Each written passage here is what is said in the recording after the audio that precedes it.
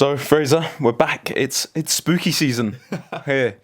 Very spooky. Yeah. Joga Bonito. We've got a few cobwebs to dust off this week. You've come dressed as a part-time footballer. What with the? You've worn your spooky top. I suppose. Bit scary, that one. You think? Yeah. You're not a fan of the bright No, yellow? I'm only joking. It's lovely, actually. It's a nice top. Nice Las Palmas inspired kit. Yes, Las Palmas inspired on the Very nice. Yeah. Bayern Munich anniversary today, Halloween, where Rafe beating Bayern Munich. I thought I'd wear a shirt for a different anniversary. It is Halloween today when we're recording. Obviously, this won't go out on Halloween. Fraser, you off trick or treating tonight? I will be. Yes, of course. Yeah. You got any jokes lined up, Callum? I haven't yet, but if you've got any, I feel like you send me. I do actually. Yeah. Go for it. Why was the washing machine laughing? Tell me. It was taking the piss out of the pants. Oh, that's quite good. That is, yeah, I like that. No, I don't have jokes, but I came prepared with something else. Oh yeah. So this isn't great audio. People listening. Yeah, sticking to the cobwebs. You've got a couple options here. Oh. All right. You've got these cat ears. I feel like they kind of suit you. Or you've got this sort of bride of death, which has a flower that's fallen off it. Do you want to wear one of these for the intro? I don't know what's worse. There's something. There's also a child's mask. Sorry, a mask for a child. There's a vampire mask. I think I would go that, to be honest. I'm not saying you've got a big head, but try it on. Might not work. I'll hold this for you for a second. I think you're wearing one. I'll wear one as well. I'll wear them. I'm not sure, but the cat ears are just very. Those bots that comment on every Twitter post. It's like girls like subscribe to my channel here. No, I don't know. So. I feel like What you've been looking at on the internet. All right, get your mask on. this is actually quite hard. It's really small. Oh, you're right. Actually, Yeah. no, I can do it. It's going to be a bit of a. Fraser's currently getting this vampire mask on. It's sort of squishing your face. Is that comfortable? Your eyes look like they've been a bit more. What are these? Yeah, I might regret this. I feel like this is going to be like 15 years down the line. This will be like the Yes Sir I Can Boogie video for Andy Considine. Ah, you wish. Right. Me and you'll be going viral for. Cat ears? Do you think they suit me? I'm a bit creeped out. I don't know if you can actually see. Okay. Yeah. Should I put the death veil on instead? Yeah. Okay. So a bit less. I'm a bit confused. Were you wearing those cat ears? I don't know. I do not want to ask what that means. All right. Sorry, I thought this would be a lot smoother. No. It's take your time. I'll let you hold this for a second. I know you're maybe not used to putting a veil on too often, but Unfortunately not. you better get practice. It's sort of a bit. All right. It's a bit tangled up. Yeah. but, No, you're looking good. Thank you.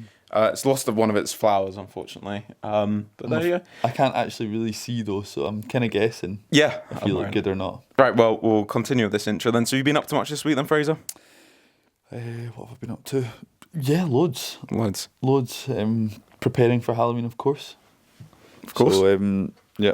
And I heard you were getting a new sort of hut delivered to the garden. a sun house, you could say. Sun house, It's yeah. wood and it's nothing fancy, but it's got glass panels in it, so you can that's when it goes from a hut to a sun room. Right. Okay. Right. I was Or a wondering. sun house is, it's a hut is just a simple wooden structure. So it won't just be full of random shite. It will be.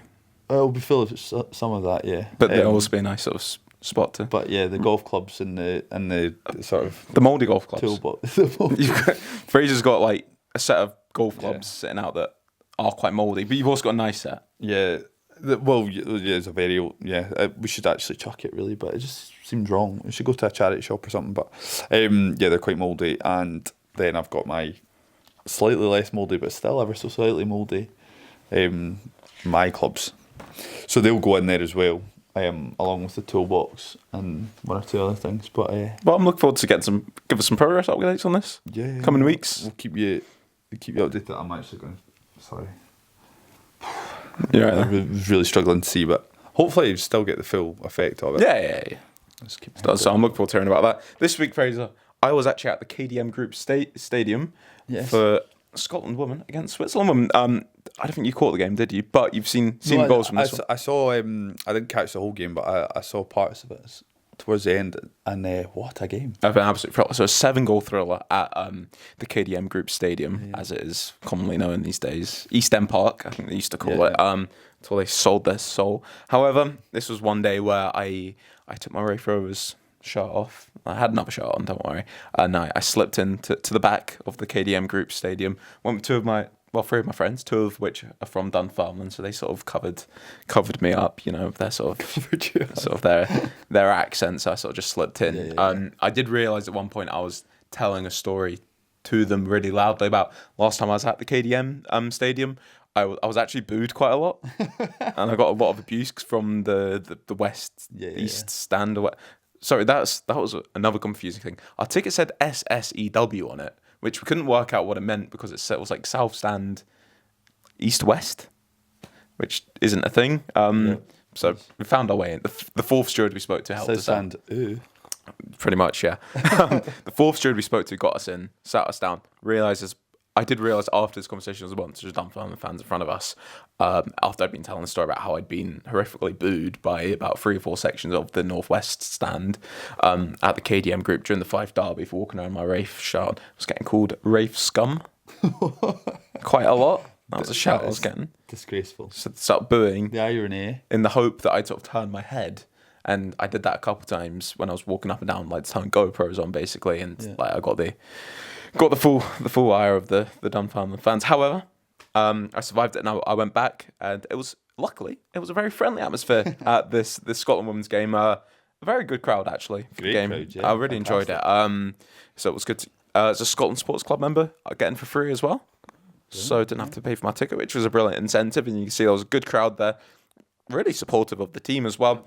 It seems to be a good feeling as well around Melissa Andrietta. That's pronunciations. Yeah. No, it's correct there. A good feeling around the team, and it was a cracking game. Unfortunately, Scotland did lose 4-3, but I tell you what, they had an absolute barrel load of chances, and the fact they didn't win that game was a bit of a surprise if you just looked at the highlight package from that game. But obviously they're friendly, but I have to say lots of positive signs for Mel's first game. Yeah. It's almost like they're a little bit kind of. They're the antithesis of Steve Clarke's Scotland team. And the men's team, you've got a team that likes to sit back and soak up pressure and maybe hit on the counter attack and concede. But win, yeah. Well, yeah. Concede as few goals as possible, but not really create any chances. And occasionally win. I guess for Scotland women's team, you've now got, based on the last 2 games, is you've got a team that's kind of going to want to play with the ball, create chances, but perhaps a little bit leaky in defence as well. So entertaining and a completely different end of the scale, but quite exciting to watch going forward. I would imagine that's going off of a small sample size, to be fair. But what would you say now that you were there, you saw it in the flesh? Obviously, we're aware of Erin Cuthbert. We know the quality of Caroline Weir. We discussed Martha Thomas. You've got Jenna Clark at the back playing for Liverpool, but was there anyone else that you noticed that you thought she's going to step up and do it for her?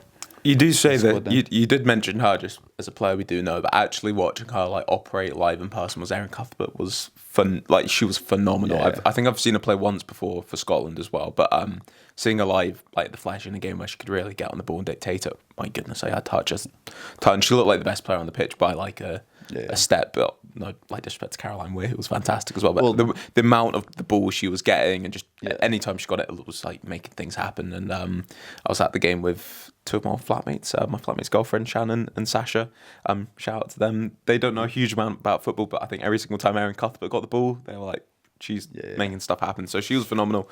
But the evening really did end up belonging to Caroline Weir. It was Caroline Weir's homecoming, of course, and she got the goal ruled out. I didn't really see what happened. I think it was a foul or handball in the build-up. Handball in the build-up. That felt really cruel. Luckily, she'd got that goal. I say luckily, she earned it completely. A brilliant goal at the end of the game. Set up wild scenes in the stadium as well. And you could see at the end, going on to get signatures with some of the young fans. The team had a huddle on the pitch at the end of the game as well for quite a while, actually. So we waited off to clap the team off. But they were having this huddle for so long, we were like, we better get back to the car. But it was good to see because there was real camaraderie with the team. You can tell that. And Caroline Weir, her assist for Kath McGovern's first goal was out of this world, where Caroline Weir kind of had a bit of a she almost looked like she wanted it a bit too much the first sort of half hour of the game, where she was, popping up in areas she shouldn't be. And I was probably sat there thinking that, or saying that. She's playing right mid. She suddenly picks up the ball on the left-hand side. Don't know what she's doing there. Gets her head up, floats a beautiful ball in. McGovern gets to the end of it. The Swiss goalkeeper's in sort of no woman's land, I suppose, and it sort of just goes in, thinks over her in slow motion, and it was a beautiful goal. But a brilliant evening of football. Really, really enjoyable. I'm quite briefly just on the Scotland team as well, just what you see going ahead from them. Brilliant attacking play. I think the defensive side of things is probably easier to sort of tune up on in training. It's the kind of thing they can work on over time. The attacking side looks like it's there. It's going to be box office, and I'm buzzing for what's going to come ahead if I get along to any more Scotland women's game in the future. So really enjoyed that one. Today, Fraser, we are here to talk about some of the most exciting players in the SPFL. However, if you've got anything else you want to add to this intro? Hey, not really, no. Apart from you're looking really quite beautiful today, Callum, and I'm looking forward to this one. Well, I think we should just run the intro then. You're a long way from home. This is Brazil. James McFadden scores for Scotland. The afternoon belongs to Lewis Vaughan. Make it 3. It's 3-0. Fraser, I've decided to let you have sort of some restriction to your head back, so the blood can sort of flow to your brain again, because you're going to need it for this next part of the video. We're going to be talking about some of the most exciting breakout players from the SPFL season. So it's not all just the best players, not the best young players. It's players that maybe weren't on the radar this time last year, or definitely weren't on the radar for some of these guys, most definitely. Sure. So we've got 6 players to go through. We've got 3 each. Would you be happy for me to open this one up then? Take it away, Cal. Please do. Now, obviously, I'm sat here with a Rafe Rovers badge on my chest. So I'm going to actually talk about a Rafe Rovers player to open this up. And for the parameters for this, I kind of wanted a bit of variation in my player selection. So I haven't gone all for guys. I feel like I did think we could maybe put these guys into a tier list, basically, of like, need another year to develop, or they're ready for a move. They're ready for like a step up to the Premiership, whatever it might be. So I've gone for a bit of variation. A guy that I think he's raw and he's looked bright when he's played is Rafe Rovers' Malaysian superstar, Richard Chin. You seen any of Chinny? I've seen not a huge amount. I've seen the highlights that you've showed me, particularly your footage as well. And he looks like he's got a little bit of something about him. The kind of player that I like. Yeah. It's just got a little bit of X factor. And it looks like he's got a big career. If I know Malaysia are not, they're not a top 10 FIFA nation. But for any player to be called up to their national team as well is fantastic. So I think he's got a good career ahead of him, and I think if he can just, you can correct me if I'm wrong here, but I don't think he's quite established himself in the Raith Rovers starting 11 yet. But when he does get a chance, he makes things happen, and Raith Rovers have had a tricky time of it of late. Perhaps turned a corner now, but you'll admit, obviously, they've had a tricky time of it, and he's maybe been a bright spark at times when he's come off the bench just to, change the pace of the game for Raith Rovers. So, it looks good. Interested, quite excited to see more of him. Yeah, so he sort of fits into he's probably the one player we'll cover in this that isn't like this one of the talisman of their team, basically. He fits into this category of developing nicely. He's a raw player, but he does have something like really exciting about him that he's sort of broken out without knowing who he is. And he's the kind of player that if you've not seen him play live, then you will enjoy watching him. So unfortunately, though, that's going to be for a while, because he is out for 3 months of a knee injury, which he picked up in the game against Arbroath, where we won 3-0, which was actually his first start of the season. He's came off of the bench in the other games as well. But if you don't know Richard Chin, I do actually kind of regret half my page of notes was pretty much used up on writing down Chiniesta and Chinaldo, as sort of Rafe fans have been calling him. Not sure which one to go for, but maybe Chinaldo's more accurate as to his style of play, but Chiniesta rolls off the tongue. Yeah, so good. Richard Chin, 23 years old. He was on the books at Charlton as a young player, was sort of on the periphery of things, sort of a well-thought name at the time, I think, when he was young, but never broke through it really at Charlton. Had a couple of loans at Dartford before a loan at Bath City, and he spent last season on permanently at Farnborough, where he played 42 games and scored 7 goals, got 6 assists. Pops up on the radar of Raith Rovers. Seems like that kind of signing we've seen quite a lot of in sort of the Scottish Championship, especially from the National League South. National League North, you've seen players come up from that level, sort of roll of the dice. Everyone's sort of looking for a Joel Nouble sort of impact from their additions to get in there. So Richard Chin, as you mentioned, though, he is of Malaysian heritage, and he's from another nation. How do you pronounce it? It's Seychelles. Oh, Seychelles. Seychelles, that's how you pronounce it. I don't want to pronounce it wrong. I don't want to embarrass myself there. But from a young age, announced he wanted to play for Malaysia, and I think Malaysian fans really, really love that. And let me tell you, Fraser, there is a lot of them.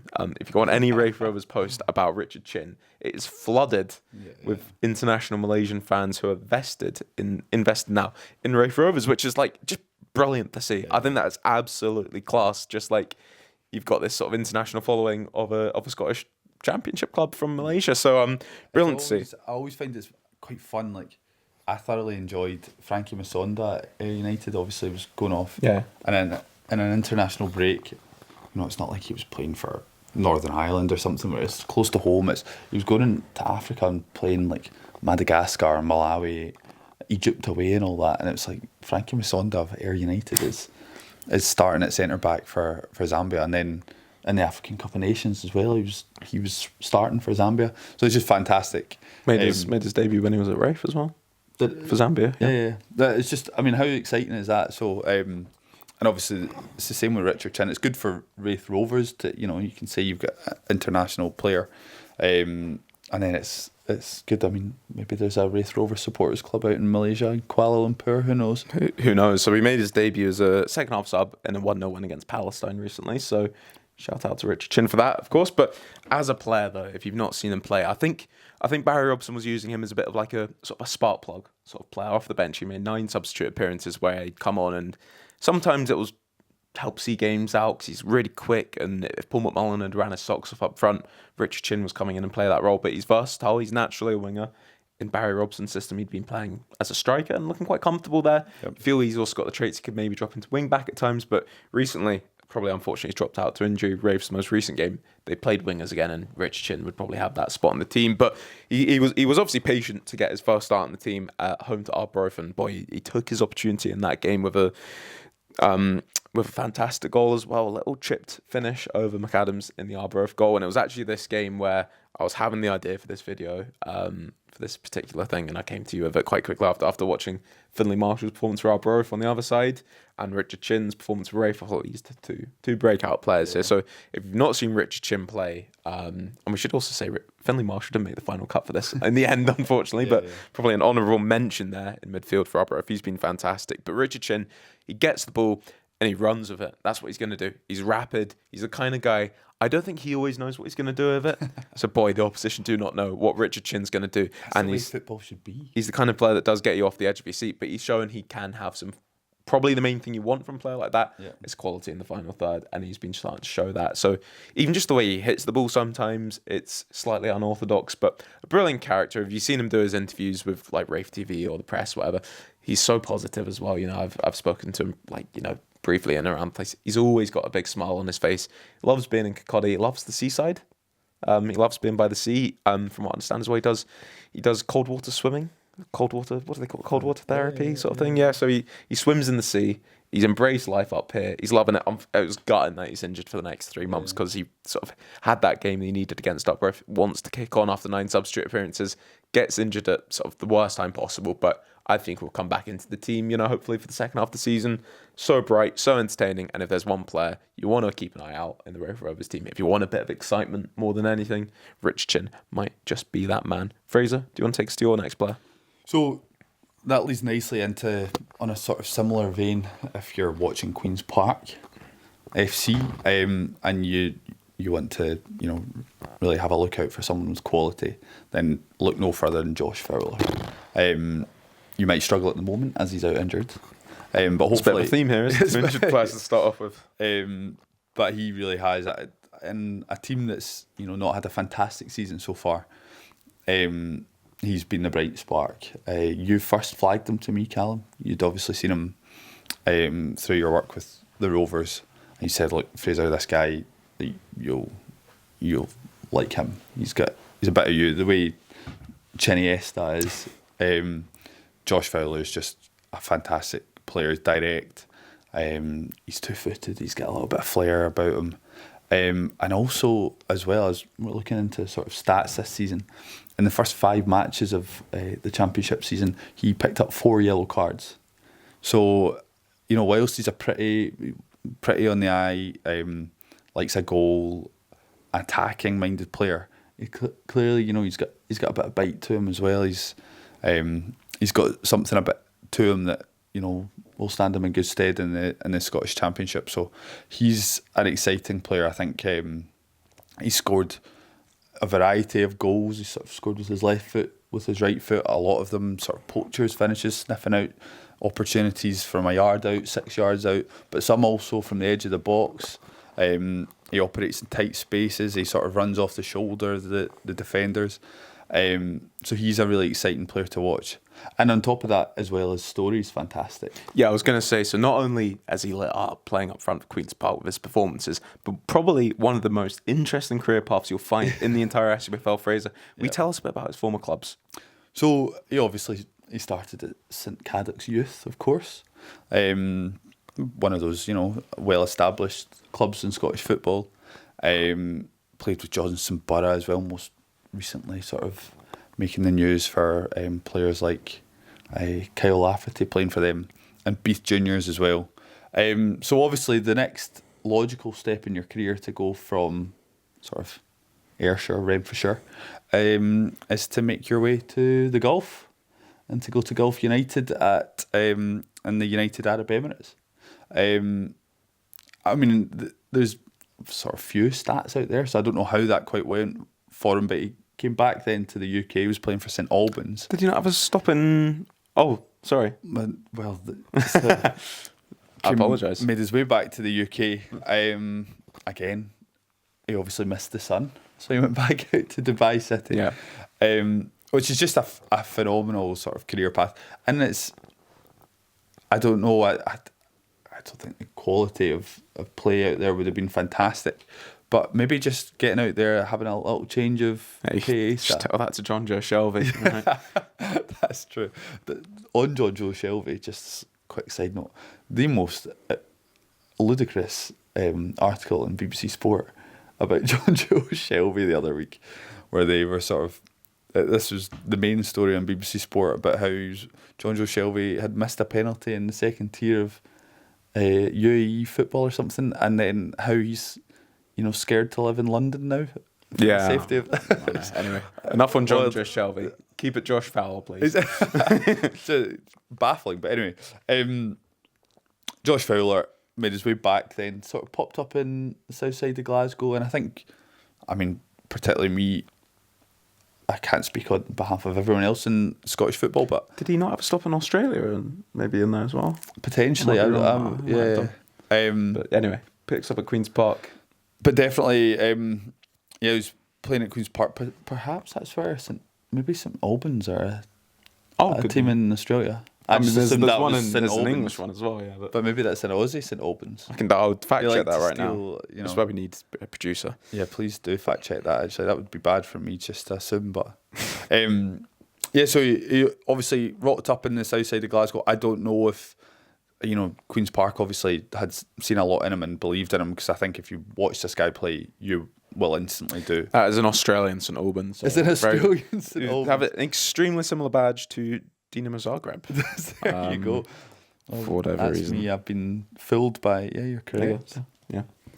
So from Dubai to The Gold Coast to south side of Glasgow, where he goes into the group stages of the League Cup and he starts tearing it up. So Fraser, my final question, Josh Fowler then, he's obviously had a brilliant start. Seems like a real talisman in the Queen's Park side. If Queen's Park are playing well, Queen's Park are picking up points, probably more importantly. It's because Josh Fowler's playing and Josh Fowler's scoring.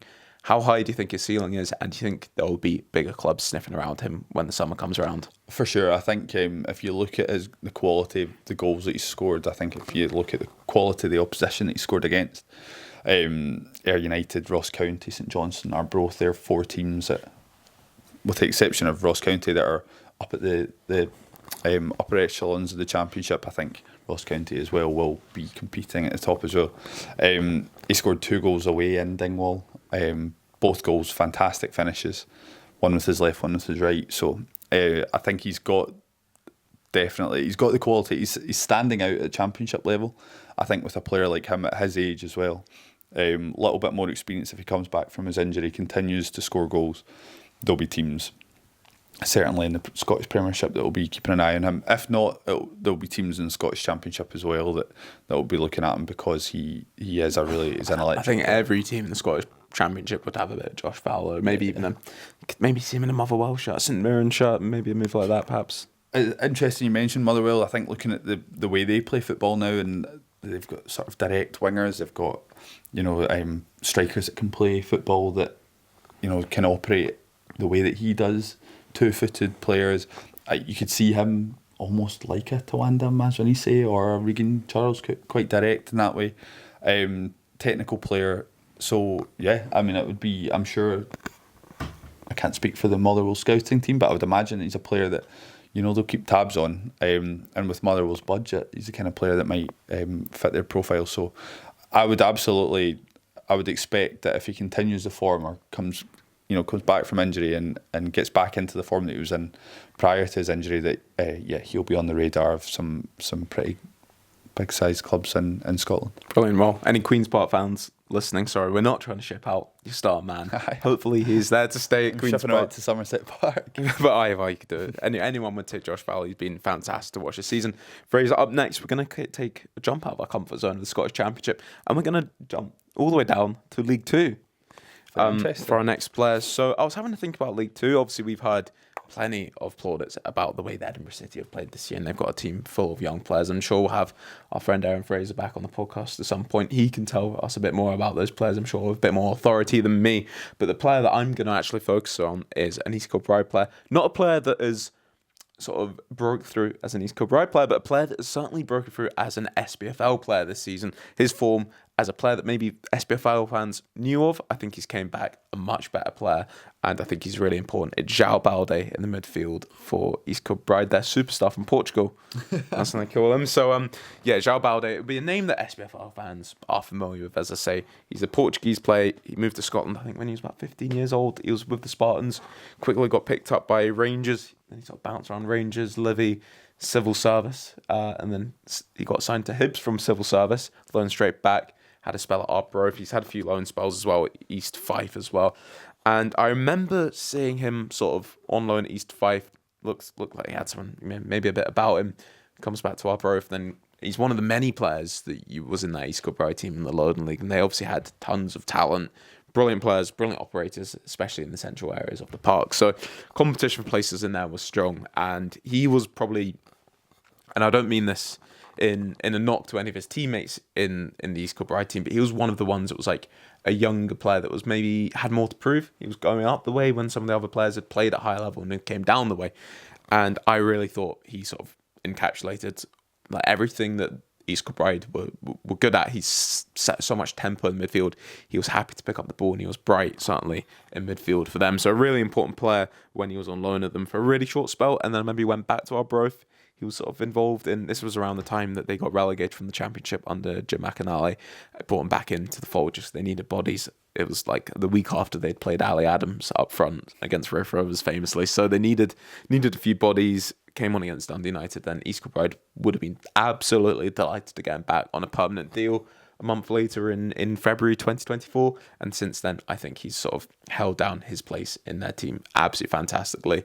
Unfortunately, he sort of hit the headlines for the wrong reasons last summer in their playoff final against Stranraer, where he did miss, I'm sure he'd be the first one to admit, about 3 opportunities he should have buried to get East Kilbride promoted. He missed them. Quite a tough period for him, to get over that. But what he did show, probably more impressively than anything else, he's 24 years old now, showed such character and grit to keep going the season after. And the scenes after East Kilbride won promotion against Bonnyrigg on the pitch, he was sort of, Lanarkshire Live had a video they did with him, and he was sort of, he was breaking down in tears. He was on the cusp of tears, really, and so emotional, and you could see how much it meant to him in the East Kilbride midfield. And he's came up now into League Two, and he's taken his form. I think he's kicked it on to another level. He scored 1 brilliant goal this season against his old friends at Stranraer, which was sort of the worst marking you'd ever see from a corner kick, I'll tell you that, Fraser. But a bicycle kick from a corner. He's got bags of energy, as I mentioned already. Every single time he's been available this season, Mick Kennedy has used him in midfield. He's had a little injury and he was suspended as well because he got sent off in that Stranraer game. But I think he's one to keep an eye out, most definitely. Who would you say, for fans that maybe not had a chance to watch East Kilbride, who would you say kind of is similar in profile to? Oh, you've put me on the spot with that one there. Just the way he describes it, obviously like a goal-scoring midfielder. He's got a bit bags of energy, like a Letsosa, perhaps. Or No, I wouldn't quite say that. I wouldn't call him too much of a goal-scoring midfielder. I think he's the kind of guy that can pop up with a few goals as the season goes on. But like, it's quite a tough comparison to put in there, really. Because he's kind of I think he's all energy. Plays a bit deeper central midfield when he's in there with like Mim Nor, Jack Leach, that kind of player in there. But he's one that's. I think he can set the tempo whilst do a bit of everything. So almost like a kind of Ryan Christie. Got the ability to score, but dictating the tempo from a bit deeper. Yeah, I'm possibly someone a bit like that, but he's got good size on him as well. You know, he's not a small guy, but yeah, great energy in there and brilliant accent as well. I was trying to find an interview of him before doing this as well, just to see him speak. Found a quite mundane sort of interview after a pre-season friendly when he was talking about Arbroath away to Falkirk, and he speaks. He's got this brilliant sort of hybrid accent, Portuguese, Scottish sort of cut in there. So Peter Lovenkran's like. That sort of So he's got the chat and seems like a really really talented player, as I say. And in that East Kilbride team that are going to want to be kicking on into League One next season, that'll be their ambition. I think he will be a cornerstone of their team. And something that Mick Kennedy has been really good at, I think, in my opinion, is if he can be, you could maybe say a bit stubborn to his play style at times. But one thing that I think really does set him apart is he really believes in his players and he fills them up with belief, and you can see that. Joao Balde, I think he's probably the one that epitomises that more than anyone, that a player that has been just sort of empowered by his manager to kick on and step onto that next level. And it seems like he's loved by the East Kilbride fans. It seems like a place that's a good home for him. And I think if East Kilbride do kick up to League One, he'll still be a key member of their team. So definitely a player to keep an eye out on. Fraser, do you want to take us to your next player? I'll go on to my next player who has taken the Scottish Championship by storm. I think he's a really exciting player, Andy Todd of Dunfermline. Yeah. This is a player that I think he's been on everyone's lips. He's got the distinctive goggles. He's sort of broken through in a Dunfermline team that, we've spoken about at length. Really exciting team. You've spoke about how you think maybe this season's not the season for them, that in a few years' time they'll be challenging at the top end of the championship. But with Andy Todd through the middle or on the left-hand side for them, they could really make a push for the playoffs this season. 7 goals so far in the league. He's absolutely flying, and it's particularly just quite interesting seeing a young player like that, just really grabbing the game by the horns and just. Is that how someone grabs it by the horns? Is it? Yeah, grabbing matches by the horns. That he's scored a hat-trick against Arbroath. He scored doubles against Airdrie, and important games as well against teams that maybe you've got to be picking up wins against, and he's there. Really interesting profile as well. It's a lot of his goals as well, as we spoke about with Josh Fowler. Josh Fowler's goals, a lot of them are from 6 yards out. Few of them are from outside the box, really. They're clever finishes, and Andy Todd in particular as well. And he scores, whether it's from 1 yard, 2 yards, whether it's a header in the 6 yard box, he's always there in and around the box. And it's quite exciting, I think, for Dunfermline fans. I think they'll be really quite excited to just have a player that is homegrown, is young, but he's got the skill set to just put the ball in the back of the net. Really quite smart. You mentioned all that as well. The fact his dad's a club legend there as well, and his brother's been doing well in defence as well. So yeah, it's fantastic. I think it's the Dunfermline fans. I think they'll be realistic. They'll not be expecting too much out of this season. But I think Andy Todd's just a bit of a bonus. I think he was on loan previously, and started to show his ability at East Fife. And yeah, he definitely had flashes at East Fife and showed that some of the. I think he's been on the radar for a little while, Dunfermline fans. But East Fife showed flashes, but maybe not the certainly the final quality in the final third's been the thing that's really. I think 6 goals in the championship this season. I might be 6. Sorry, I had it down as 7. It might be 7. Oh, scored against Ross County, didn't he, as well? So it'll be 7 now. So he's added that final quality to his game, certainly. And I was going to touch on as well, for someone that's came into the team quite young and been thrust in to start, really, credit to Neil Lennon for trusting with that. A player that he reminds me of it when I first saw him break out, Rafe, was Kieran Bowie, that came in as a teenager. And Kieran Bowie was actually a couple of years younger. He was 16. But the size of him, the fact he was 6 foot tall and strong and muscly, and Kieran Bowie was playing similarly on the left-hand side for a lot of his games, and he could come in and like overpower opposite right backs, fully grown right backs, main careers in League One we were at the time, would come in 6 foot tall and just bash through them. You see Andy Todd doing the same thing. Fraser, left wing for Scotland, it's been a bit of a weak position. Do you think he's the kind of guy that maybe in his career could even be getting touted for a Scotland call-up one day? Well, absolutely. I think there's been a few times where you've made some quite outlandish calls on this podcast, and I've thought, come on, Callum. Doesn't sound like me. Contain yourself. And then actually, a few months down the line, begin to think, that's not outrageous. Your Luke Graham shout, for example, Keelan Adams as well. You know, it's not outrageous to think that these players, just because they're playing championship level football now, that they won't make the step up. Kieran Bowie was kind of not really on anyone's radar when he was at Northampton, and now he was on my radar. He's on your radar, but on the grand scheme of things, people weren't looking at him and thinking this is a physical striker, can play on the left, can play. He's got 2-footed, a wand of a left foot. Because if you looked at him and you watched him play, you would think that. But Andy Todd, just because he's playing for Dunfermline in the Scottish Championship, we've heard crazier stories in recent times of players that have made that step up. Andy Todd, just in the position that he's playing, and doing the things that he's doing, could very much be an asset for Scotland in, let's say, 2 or 3 years down the line. He's obviously not there yet, but if he continues what he's doing for Dunfermline this season, maybe next season as well, Dunfermline push, and you know, some universities might even get promoted. And if he starts to do it like Kieran Bowie's doing it in the Scottish Premiership, absolutely. And I think having a player that's got an eye for goal and can play out on the wing as well is something that Scotland don't have in abundance. So, it's exciting to see a young player like that that's come in and really made a name for himself. And he just looks, he's got footballing IQ, which maybe this is doing youth players a bit of a disservice, but you don't see it too often in players that young. He's not got a huge amount of experience in senior football, but you see that he's a player that gets in the 6-yard box. They might look like easy finishes at times, particularly against Arbroath. I think if you added up the 3 goals that he scored, probably amount to about 12 yards in total. But it does not matter. And I think that's about double the distance of Chris Kane's goals for Dunfermline recently. So well, it is. I always think, you know, previously I would have thought, you know, that's not that impressive. Like, I could score that. But when I'm playing football, I really notice that I'm never in those positions.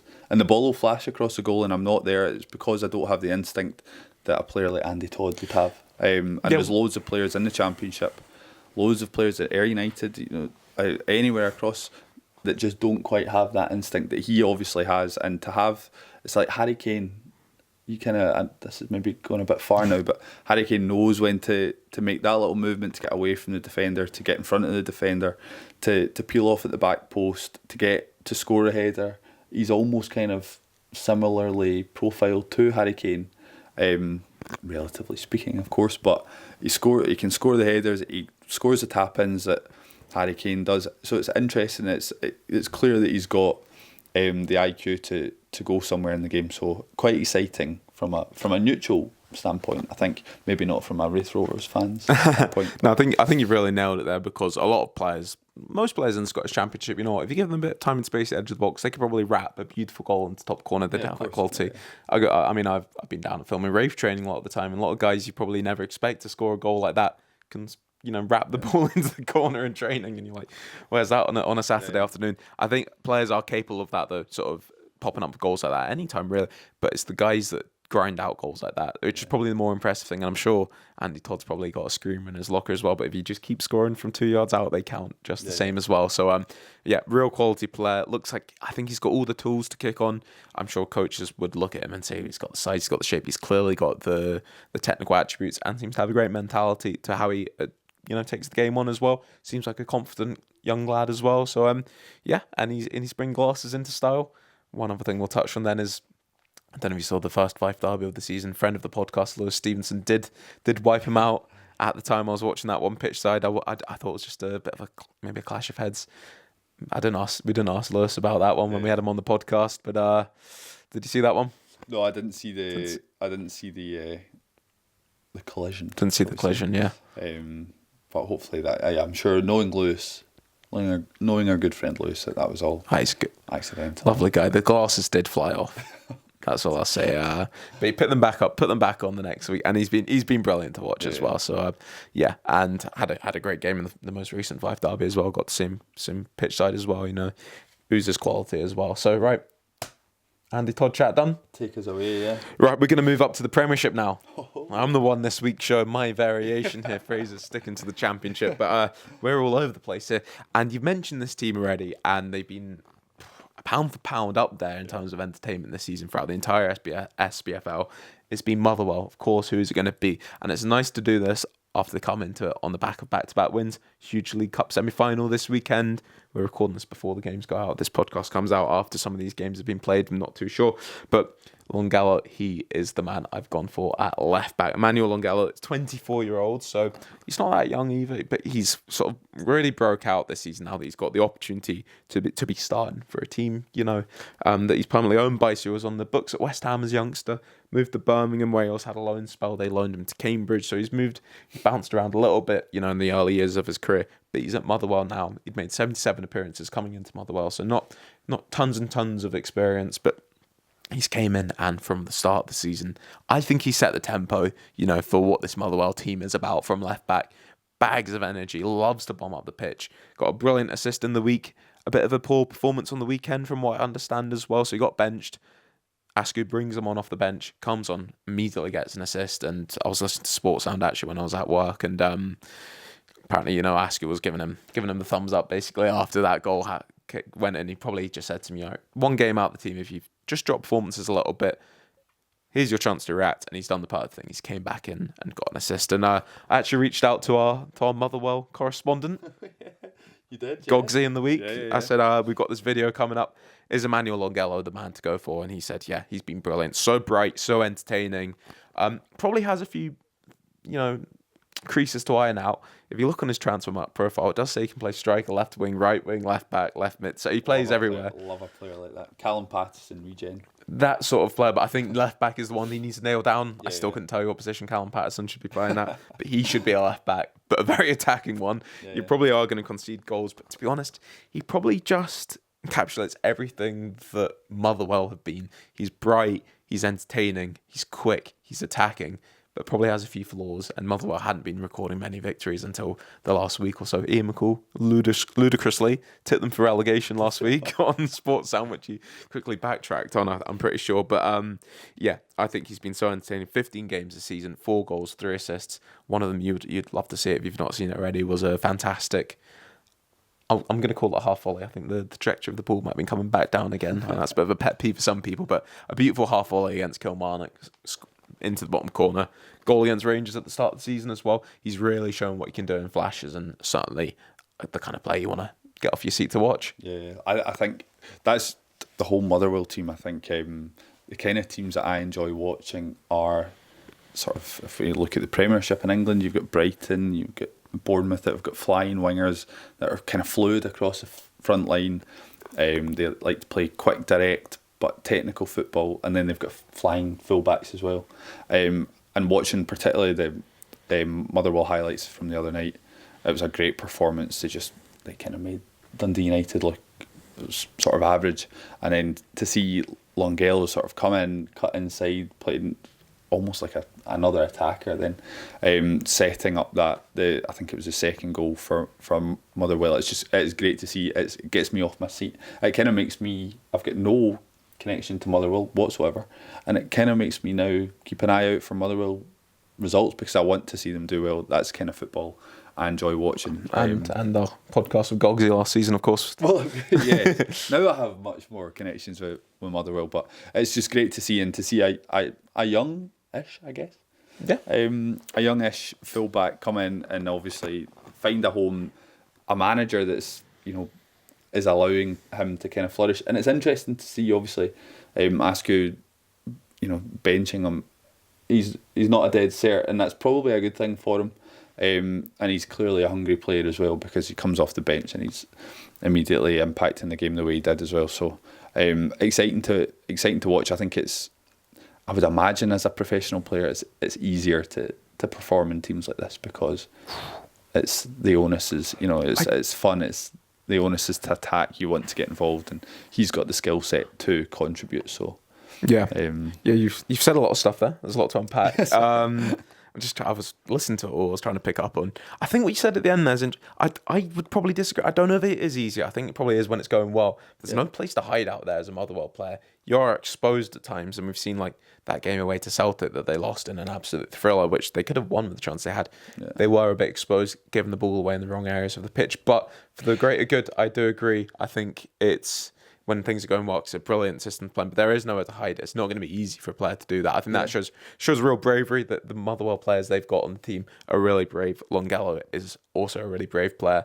And I think when he is confident and in his pomp, he probably is a dead cert in the team. Yeah. That's what he's got to be, but it does show, you're not going to get you're not going to get a free pass in this if standards start to slip a little bit. Askew certainly seems like the kind of manager that's going to keep things rotating, keep players, in those areas of the pitch that are on top form because there is competition for places in that Motherwell team, but they've been so entertaining to watch. I do agree, especially in an era where we're not going to get into a deep conversation about the philosophy of football here. We'll save that for I would love to save that for the overlap or something like that. We won't bother with that.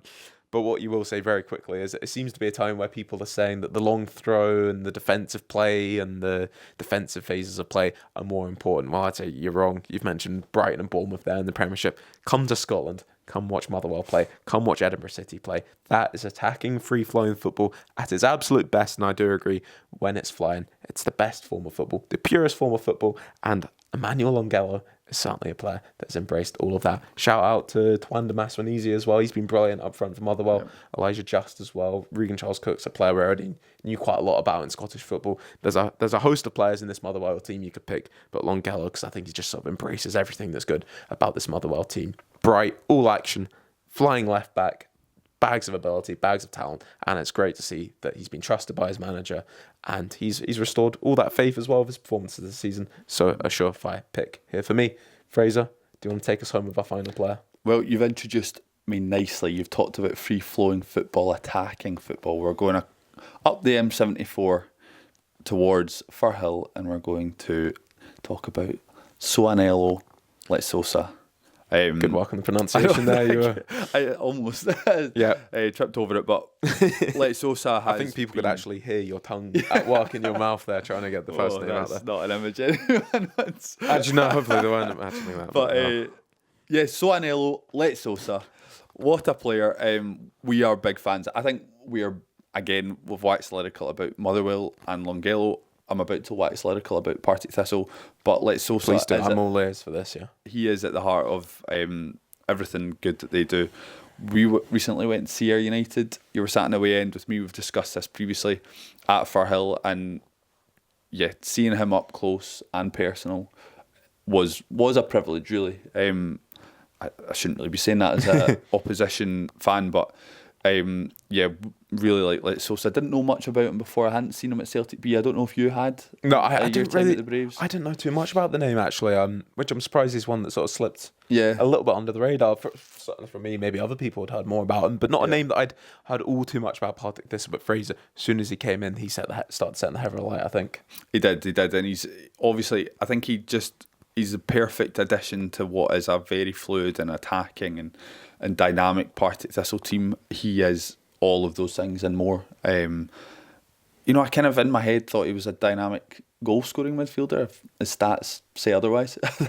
He's only scored. I mean, we saw him at Firhill. He scored a lovely goal against Ayr United just after a half time to sort of spark the comeback for them. But he's not really added much other than that in terms of goal contributions. But I don't think with, maybe if he was in a Dunfermline team like Andy Todd, maybe it would be expected to contribute a little bit more. Partick Thistle are blessed with Aidan Fitzpatrick, Logan Chalmers, etc. So he's a little bit deeper, playing alongside Ben Stanway, who's another young Scottish midfielder who's exciting to watch. But Letsosa is just, he's had a really good breakthrough season so far. And for Partick Thistle, he looks really comfortable in the centre of midfield. Maybe similar in profile to the way you're describing Joao Balde. To me, it sounds almost like Letsosa's kind of similar. I think if you were to play him more advanced for in Partick Thistle's starting 11, then he would contribute a lot more and by way of assists and goals. But just really quick, I think we noticed that up against sort of Ayr United's team, who are a fit and also dynamic team, he just looked a little bit sharper than his opposite numbers. Combative, technically gifted, and an exciting player. I think if I was, I've said that a few times now, but if I was a Partick Thistle fan, I'd be really excited with him. Just disappointed that Ayr didn't manage to get in and snap him up. I believe Callum, he played for Lommel as well. I think they're in Belgium. Should have done a wee bit further research on that before. But obviously he's gone off, tried something a little bit different. At Celtic B, you can tell that he's learned a lot by way of the technical side of the game. But he's also just technically sharp, physically adept for the Scottish Championship as well. So really exciting. Yeah, I fully agree there. Partick Thistle have been so entertaining to watch this season. And with their midfield three then of Ocean Smith, Ben Stanway and Letsosa, you've got one of the most dynamic midfield trios when maybe last season you were looking at quality players that do have their place. The likes of Stuart Bannigan, Luke Macbeth and like a Carl Turner midfield trio. Yeah. 3 quality players. They've all got their attributes. But I'm sorry if you swap those 3 out for Letsosa, Stanway and Smith. You've got so much play, and Smith's the one that sort of sits back a little bit, but he's a really good passer of the ball, picks it up from the defenders, and then Letsosa and Stanway can kind of do what they want. There's certain games where Carl Turner will come in and play about as well. Luke Macbeth's filling at centre back at this moment in time, can also step in, maybe add a bit more steel to midfield, but that 3 is probably about as exciting as it gets. And Fraser, I said to you as well when we were sat at Somerset Park that a pacey central midfield player is one of the most exciting player profiles there are. I like a big 6 foot tall winger, the Andy Todd style, and I love a pacey centre mid. Fraser, Letsosa is exactly that. He is, yeah. There's just a few times we saw him get the ball and he was just...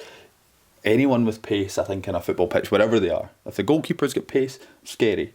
If full-backs get pace, just pace in a football pitch. Who's your favourite pacey goalkeeper? I can't think off the top of my head, but I've maybe exaggerated a little bit. But anyway, any position, any outfield position, if a players get pace, it's scary. In my experience playing football, if anybody with any kind of pace whatsoever, I'm shit my pants because I'm slow. And you could see this fear that he would strike into sentiment. He can glide with the ball. Oh, fantastic, gliding with the ball, and then also he's got a clever. He's got the football IQ as well with the goal. Logan Chalmers did well to get down the left hand side, get the ball across, and when the ball came across, Letsosa making that late run into the box, almost Scott McTominay like one touch finish into the back of the net. Technically well done and just smart movement as well. So it's fantastic to watch. I really do like Motherwell as well. They've got pace, electric pace. Partick Thistle have got pace across their front 3, and not only do they have pace on the wings, they've got pace in the midfield as well. And I think it's just it's hard. There's some things technically, it's important to be technically good in football, but if you've got pace, like there's so much damage you can do with that, with the ball at your feet, without the ball. You can just open teams up, and Letsosa's got that in addition to his technical ability. So a really exciting player, I think. One I'm excited to watch throughout this championship season.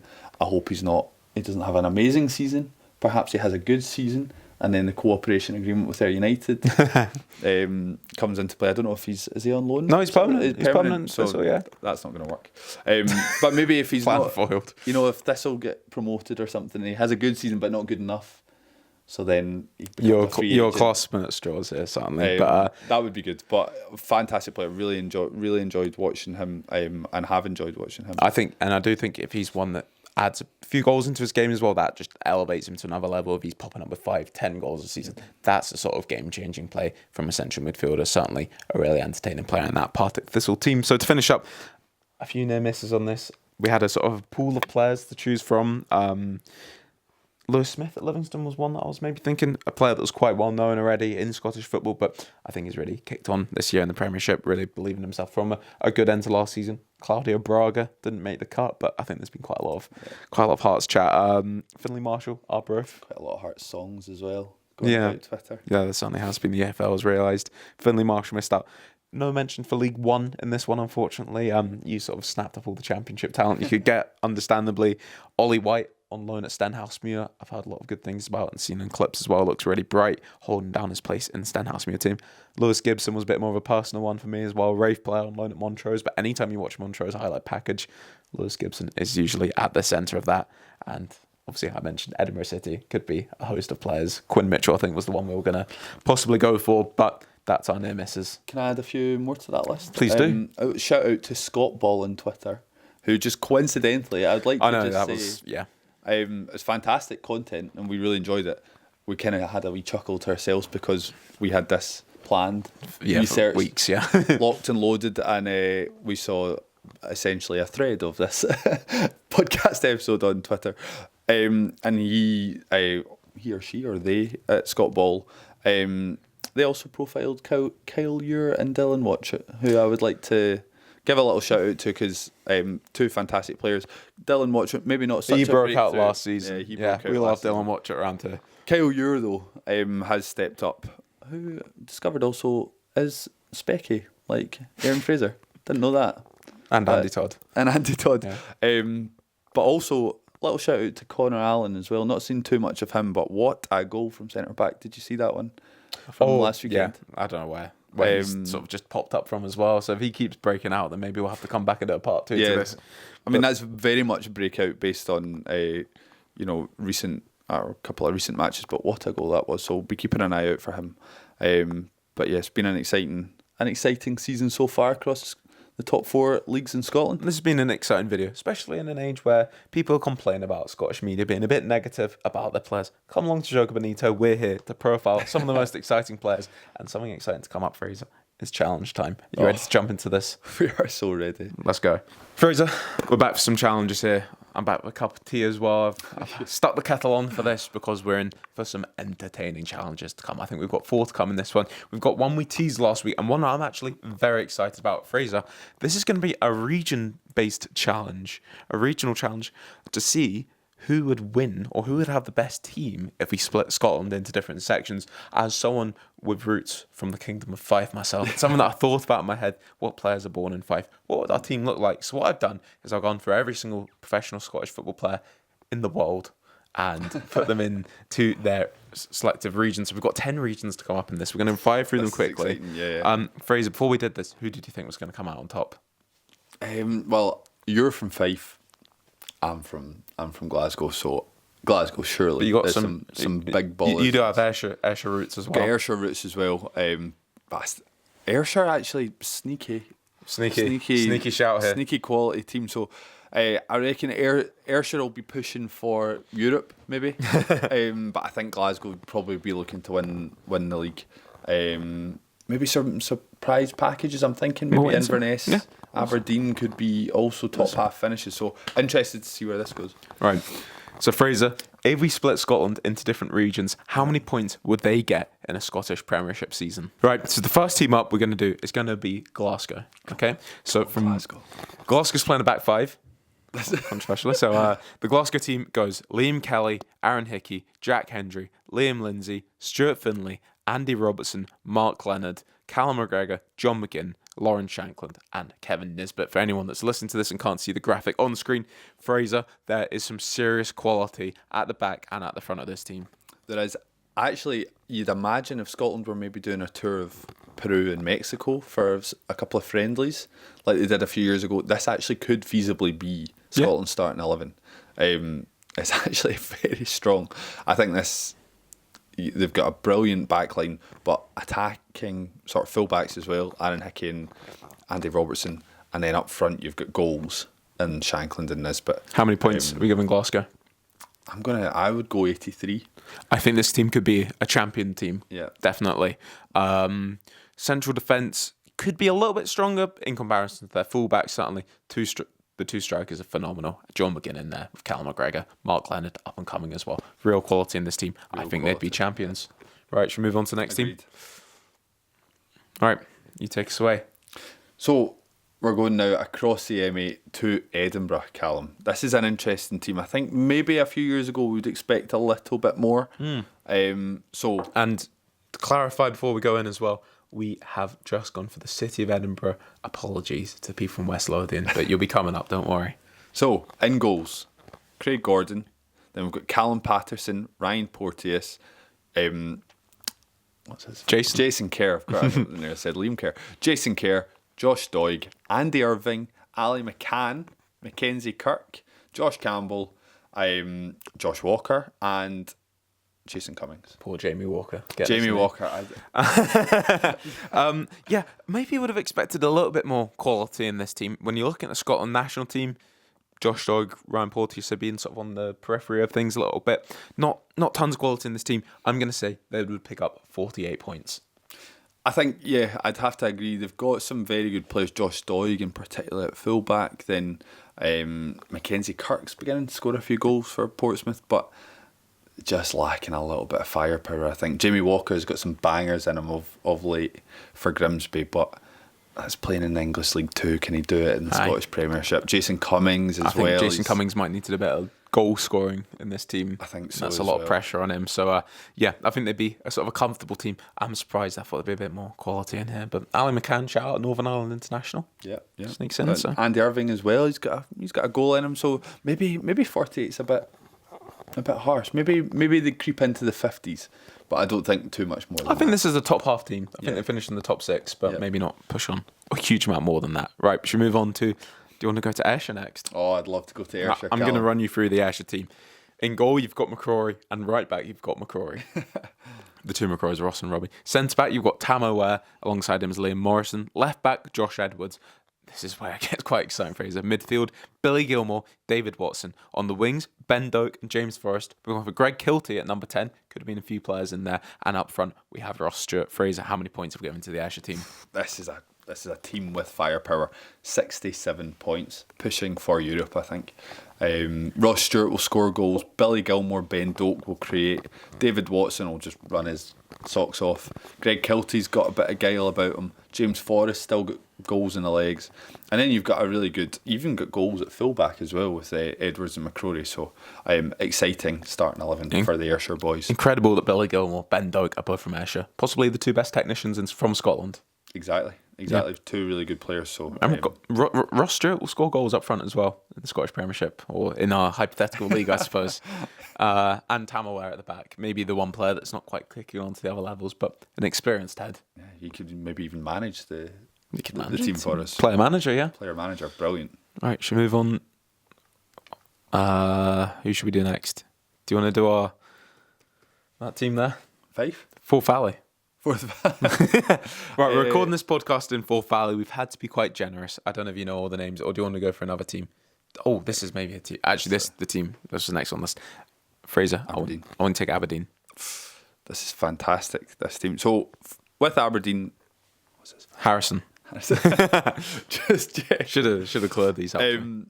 So, for Aberdeen, we've got Harrison Sharp in goals, Calvin Ramsey, John Suter, Harry Suter, then Harry Milne at left back, Connor Barron, Graham Shinney, Scott Wright, Ryan Gold, Ryan Fraser, and then Martin Boyle. I think Aberdeen would get 72 points in a Scottish Premiership season. This team has bags of quality. It has bags of quality, more so than the Ayrshire team. I think consistently throughout the two centre-backs, they're keeping clean sheets, and Martin Boyle scoring goals up the other end with Ryan Gould in support as well. I don't think there's really a weak link, apart from maybe Harrison Sharp in goal throughout their six. I think so, and also we're recording this off the back of Calvin Ramsey lighting up Anfield the other day, so he's back in form. That is a phenomenal back four. very exciting midfield players there. Ryan Fraser still got it, a bit of pace. Martin Boyle certainly got it. And Ryan Gauld as well, coming back from injury. Fantastic team. Also could have had Jack McKenzie in the left back in this team. Really incredible. So many players, well, as you'd expect, did come through at Aberdeen as well throughout this team. So credit to the Aberdeen youth system there. Right, we'll move on to our next team. Do you want me to take Fife? Go for it. Yeah, of course you should. The Kingdom of Fife. The boys will be playing a 4-4-2 here. In goal, we've got Rory Mahadi. Right back, Liam Smith. Centre-back partnership of David Bates, Dominic Hyam. Left back, the one and only Lewis Stevenson. Right wing, Miller Thompson. Centre mid, Sean Byrne and Ben Williamson. Callum Smith's on the left flank. And then up front, some serious firepower. Kieran Bowie and Ollie Burke, the two Kirkcaldy-born strikers. Callum, I feel like you've waited eight months to do this video, and this is your moment. If you just bask in this, tell us, how many points do you think Fife will get? I'm going to say Fife will pick up 40 points. Just 40 with 40 the quality. Kieran Bowie and Ollie Burke, that's pure physicality up front. Well, you've sort of got a contrast here. You've got a really good, strong centre-back partnership, a really strong striker partnership. Haven't got an established goalkeeper, a sort of a Scottish Championship midfield in there as well, I'd say, overall. But 40 points, I think they'd stay up. The goals of Ollie Burke and Kieran Bowie would be really dangerous, in my opinion. Yeah, and a very Wraith Rovers inspired 11 here. There's maybe a slight bit of bias in some of the selections in there, but I'm happy with those ones. Yeah, fantastic. Right, so do you want to do our Dundee team? So for Dundee, we've got Rory Adams in goal, Cammy Kerr, Kyle Benedictus, Lewis Nielsen and Jack Wilkie at the back. We've got Scott Fraser, Josh Mulligan, Lyle Cameron, Chris Mockery and Logan Chalmers on the wing, and then you have Simon Murray up front. Callum, how many points do you think this team will get? I'm going to say Dundee, they're going to get 37 points. 37 Which points. I think is just enough to keep their heads above water throughout a Scottish Premiership season. Don't quite have the same firepower as some of the previous teams we've saw, but they do have some serious quality in key areas. They do have, real quality. Josh Mulligan, Logan Chalmers sticking out there. Lyle Cameron as well can pop up with a few goals from central midfield. Simon Murray will knock his pan in for the team. But yeah, potentially a little bit light at the back there with a sort of maybe championship. I think there's a lot of top-end championship quality actually throughout this entire team, really. You look through the whole thing. Simon Murray would probably get enough goals maybe just to keep a team like this with their heads above water. Same with Lyle Cameron, quality moments in there. You'd have to say, pretty impressive. I'm pretty sure every single player in this team came through Dundee or Dundee United. So fantastic. Good for them for pulling in the local talent there. Right. Should we move on to our next team? I love the Dundee local talent, don't you, Callum? I don't even know what you mean by that, so I don't know how to respond. I just know you were on a night out in Dundee and of course, yeah, on a scouting mission. No, yeah, football, Dundee and Dundee United. Right, we're going to move on to Forth Valley. I'm excited for this one as well. As we're sat in Stirling to record today's podcast, Forth Valley, we're taking in sort of all areas of the Forth Valley here, the Forth Valley region. Maybe even sort of touching into, had a little look at sort of Tillicoochary as well, Clackmannanshire, I thought pull them all in. Forth Valley, Stirling, Falkirk are the big hitters in here. So we've managed to pull an 11 out of this group. So in goal, we've got Nicky Hogarth. Right back, we've got Sam Fisher. Centre back, we've got Colin Hamilton, Liam Dick, and left back, Stephen Kingsley. That is one centre back and three left backs in our back four. So just go any way you want, because all three of those left backs can also play centre back and all can play left back. Fluid. Which is what you want in your back four. Midfield, we've got Conor McGrandles and Craig Sibbald. A very fluid front four again here of, is it Kai Fotheringham,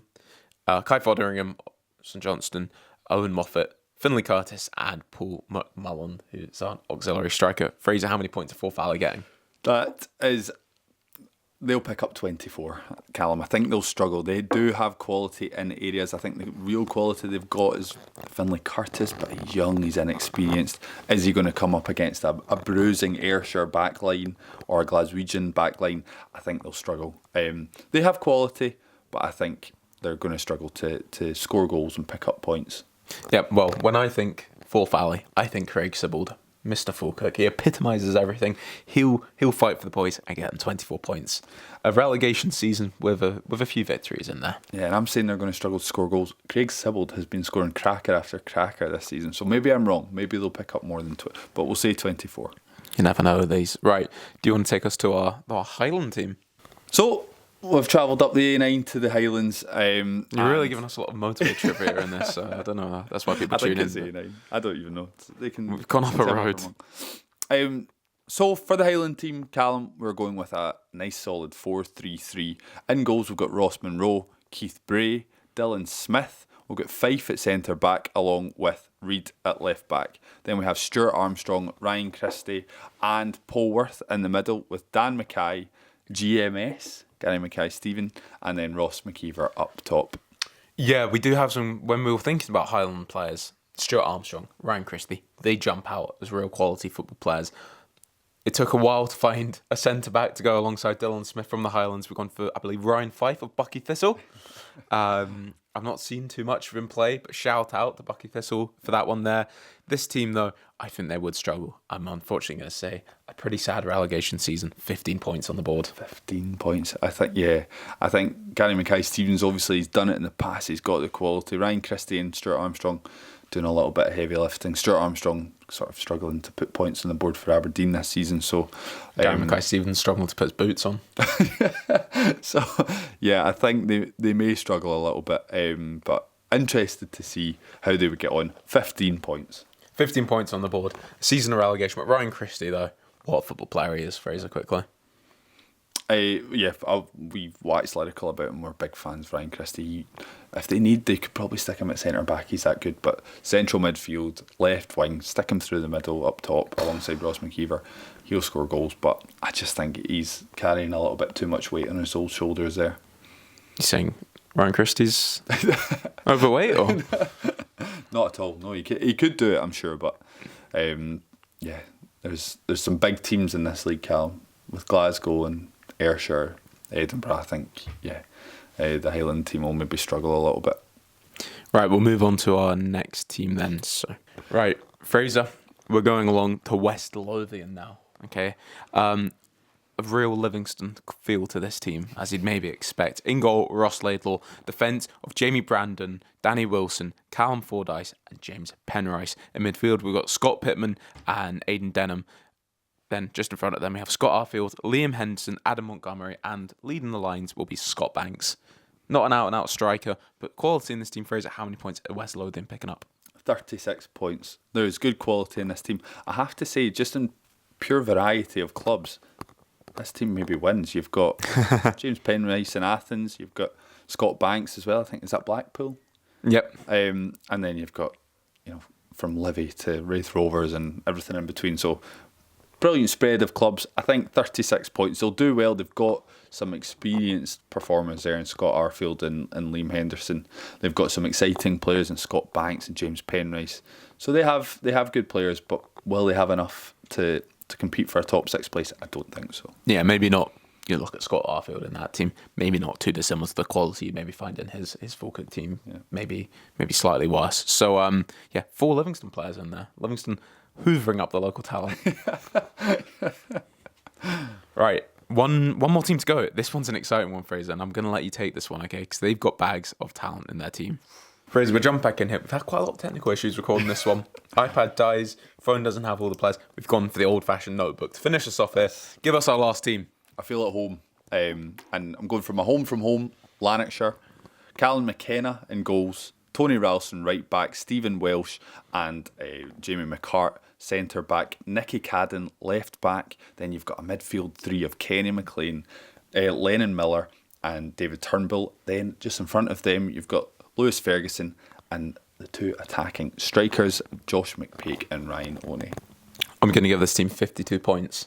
The midfield quality from Lanarkshire is unbelievable. It's fantastic. Sorry, I may have misread that. That's a diamond we're going for. That's what the kids call it, a diamond. Yeah. When you've got 3 in midfield and 1 in front, yeah. What a fantastic midfield diamond that is. Kenny McLean still got it, no matter what some of his critics say in the Scotland team. He still has it. Lennon Miller and David Turnbull, quality, Motherwell quality right there. And then Lewis Ferguson just in front. Fantastic. I think this team, they've got goals, they've got tenacity, they've got guile. 52 points is potentially even an understatement, Cal. Potentially. I think this is a top half team though, bags of quality from that midfield, as I say, full of technicians from Lanarkshire. Who knew it? Shout out to the youth systems of Hamilton and Motherwell, I suppose, for lifting those teams up. So that's all our teams there. So we've said Glasgow would be the best, then Aberdeen.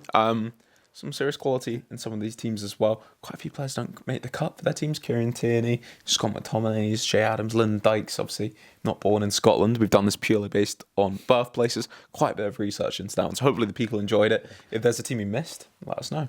Just before we finish up, Callum, can I just ask, as a manager, who would you like to manage out of those clubs? I assume, your heart is in Fife for the Wraith players. That's a good question. I think... What team would you like? What team do you think is most like your philosophy? I like that Lanarkshire team a lot. Like I think they've got bags. I reckon that Ayrshire team for you, there's sort of... Ben Doak, are you kidding? Ben Doak and Billy Billy Gilmore. Gilmore. Ross Stewart as well up top. Quality all around. That's who I would take. Brilliant. Right. That was good fun, that one. We've got another challenge to come. Fraser, do you want me to challenge you next? I want to put that brain to the work. So you're going to be going down memory lane with this next challenge. I'm going to be testing how well you know certain 11s from some famous games in Scottish football history. Fraser, Fantastic. you confident for this one?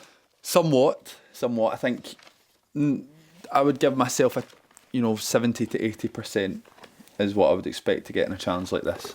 Okay. But we'll see.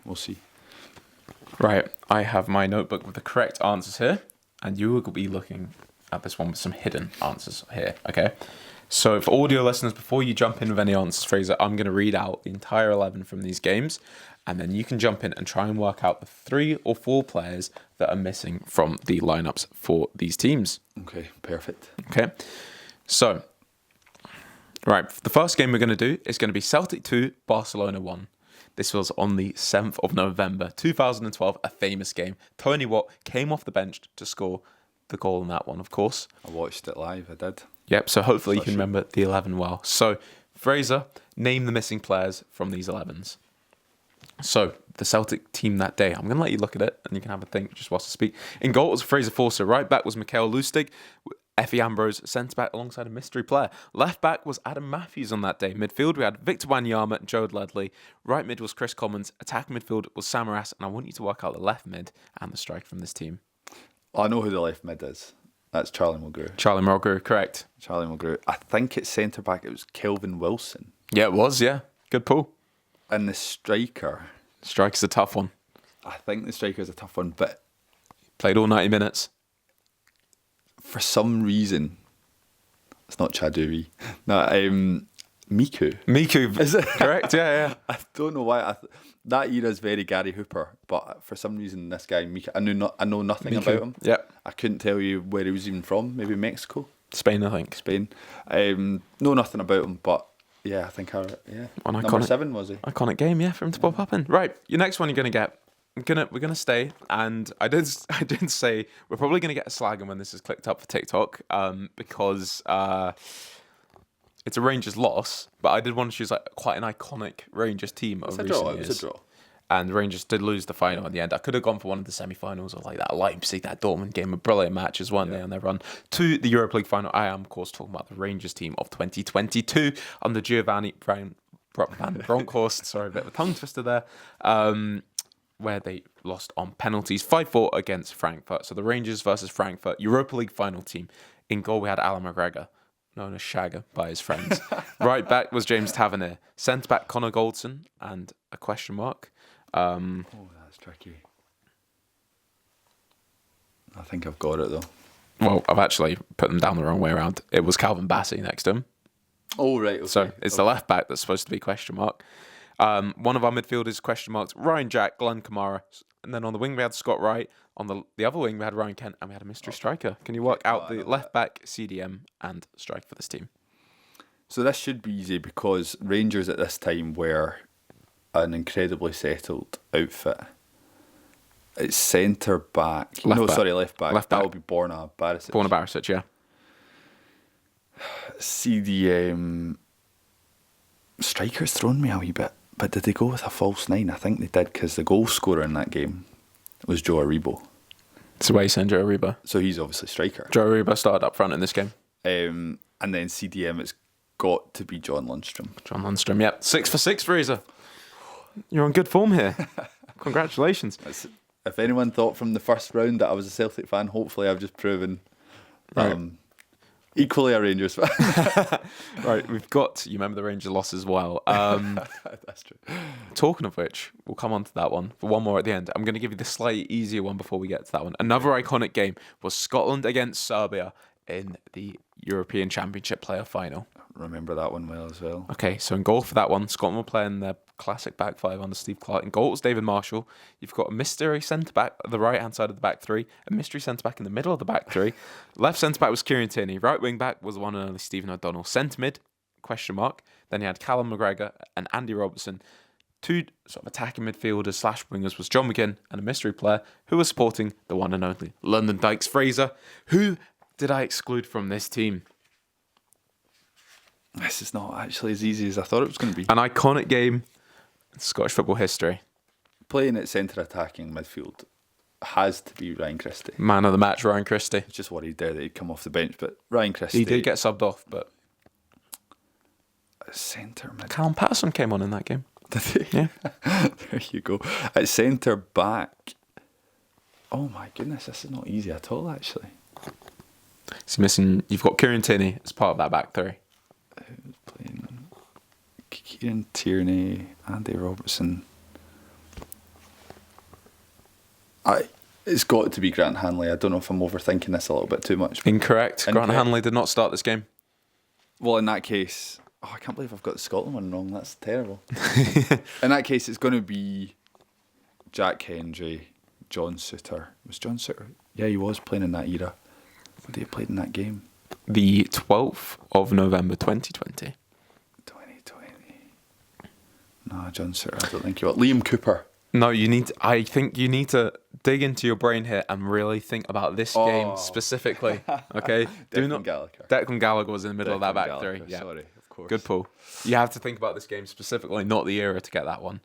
Yep. Who was alongside him? I'd say the same thing again. Andy Considine was on the bench. Andy Considine was on the bench. I'm trying to think who was in that video of them all dancing in the change room. No, don't think about it that way. Do think about... Scott McTominay wasn't a centre back as well, was he? He was. He was at right centre back. Scott McTominay, right centre back. And you've got one more centre mid to get. that's actually crazy. Scott McTominay, Declan Gallagher and Kieran Tierney, yeah. Took Scotland to the Euros. And then at centre midfield. Underrated Scotland player, I'd say. To be fair, his performances were always really good for Scotland, I thought. Retired? No, don't think so. John Fleck? I don't know actually if he is or not, but I don't think he's retired. No, not John Fleck. Oh, this is terrible. How did I... Don't make tons of appearances, but... This is tricky. Liam Bridkett. So we've got Ryan Christie, Scott McTominay, Declan Gallagher, central midfield with Callum McGregor. This is before Billy Gilmore had really established himself in the team, of course. Ryan Jack. Yeah. There we go, of course. Yeah, no, I really liked... Underrated player. Yeah. Him and Callum McGregor were fantastic in that game. Yeah, good pals those two. Oh, that was tricky. Was tricky. That was quite a good team though, isn't it? Yeah, it was quite an interesting exercise that got through that game. Yeah. Show the battle and spirit. Right, your final game was Rangers 1, Dundee United 3 in the 2014 Scottish Cup final. This is a pretty iconic Dundee United team to come up here. Yeah. So you have a 4-2-3-1 to come up here. This Dundee United team unfortunately did go on and lose the final of the Scottish Cup, so that would have been the iconic game to go for. Against St Johnstone, Celtic Parkhead, I think it was. Yeah, I think it was. So this semi-final, it might have been at Ibrox. It was at Ibrox. Yeah, Ibrox, wasn't it? Ibrox. Yeah. So in goal, you've got Radoslaw Chizniak. That's not a name I've said for a while. You've got a mystery right back. Okay. Then you've got Gavin Gunning as one of your centre-backs. You've got another mystery centre-back. Left back, Andy Robertson, of course. Paul Payton at centre-mid alongside another mystery centre-mid. On the right-hand side, I believe it was Ryan Gould. Then Stuart Armstrong, a pretty iconic performance from Ryan Gould that day. Stuart Armstrong, Gary Mackay-Stevens on the left, and a mystery striker. Tell me the four players from this team, Fraser Godden. You've put all the players in that I would have known were in this game. Sean Dillon is going to be centre-back. He was not, no. Right back. He was not playing. No. Well, I know for certain that Nadir Chichi started up top. What a player. And then central midfield. I'm gonna let you come back to the centre mid and the right back. I want you to get the centre back first. John Suter. John Suter. John Suter. Young John Suter. Right. Centre mid. I'm gonna give you a second. I don't think you're gonna get the right back. About a hint. You might not be able to get the centre mid without a hint, but he was quite an iconic Dundee United player. Like Margaro Gomez or Prince Wabin or something. Good guesses, but no. Jim Goodwin. No. Didn't play for it, did he? He was St Mirren. St Mirren, sorry. Terrible. He manages Dundee United. Yeah, terrible shout that. This is annoying. Right back. You're not going to get without a hint. You're giving up on the centre mid as well? I think I'll need hints. Okay, you can get hints. They are both, this is the reason I've chosen these two, they are both SPFL managers now. SPFL managers, right? Not Premiership. Not Premiership. Yeah, lower league managers. The centre mid, very iconic, I think, as a Dundee United player, to be fair. Well, maybe not very iconic. Iconic. Was Mark Wilson at Dundee United? Mark Wilson was the right back in this team. Yeah. There you go. Good pull. Midfield. If I make my way through the Championship. You'd be making your way through the wrong division. Fair enough. If I was making my way through the League One.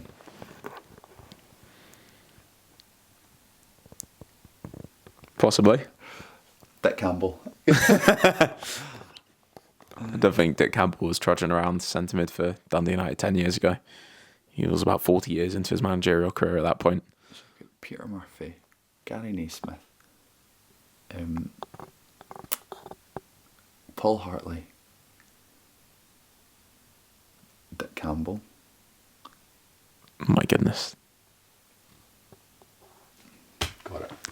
John Rankin. John There we Rankin. go. That just clicked immediately, that one. Not immediately, no. No, as soon as it seemed like as soon as you thought of the name, you're like, oh, that's yeah. I John would never Rankin. have got that Would you not have without thought the hint. Yeah. But that's You've done well on them. that was a good challenge. Disappointed in myself that I got all the Celtic and Rangers one right, and then needed a help with the other two. That's quite embarrassing, actually. But I feel like you just weren't thinking about the Scotland game in the right way. Yeah, When you started thinking the right way, you got it. yeah. Right, we've got 2 more challenges to come. Yes, Do you want to do your quiz for me? I would love to. Yeah, Okay, Fraser's I really would prepared- love to. Prepared a quiz for me.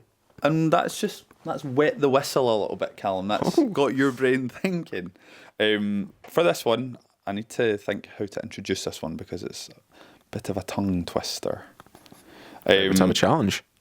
So this is a quiz, classic trivia. I do love a trivia one. Old school. Missionary. Missionary, Joga Bonito.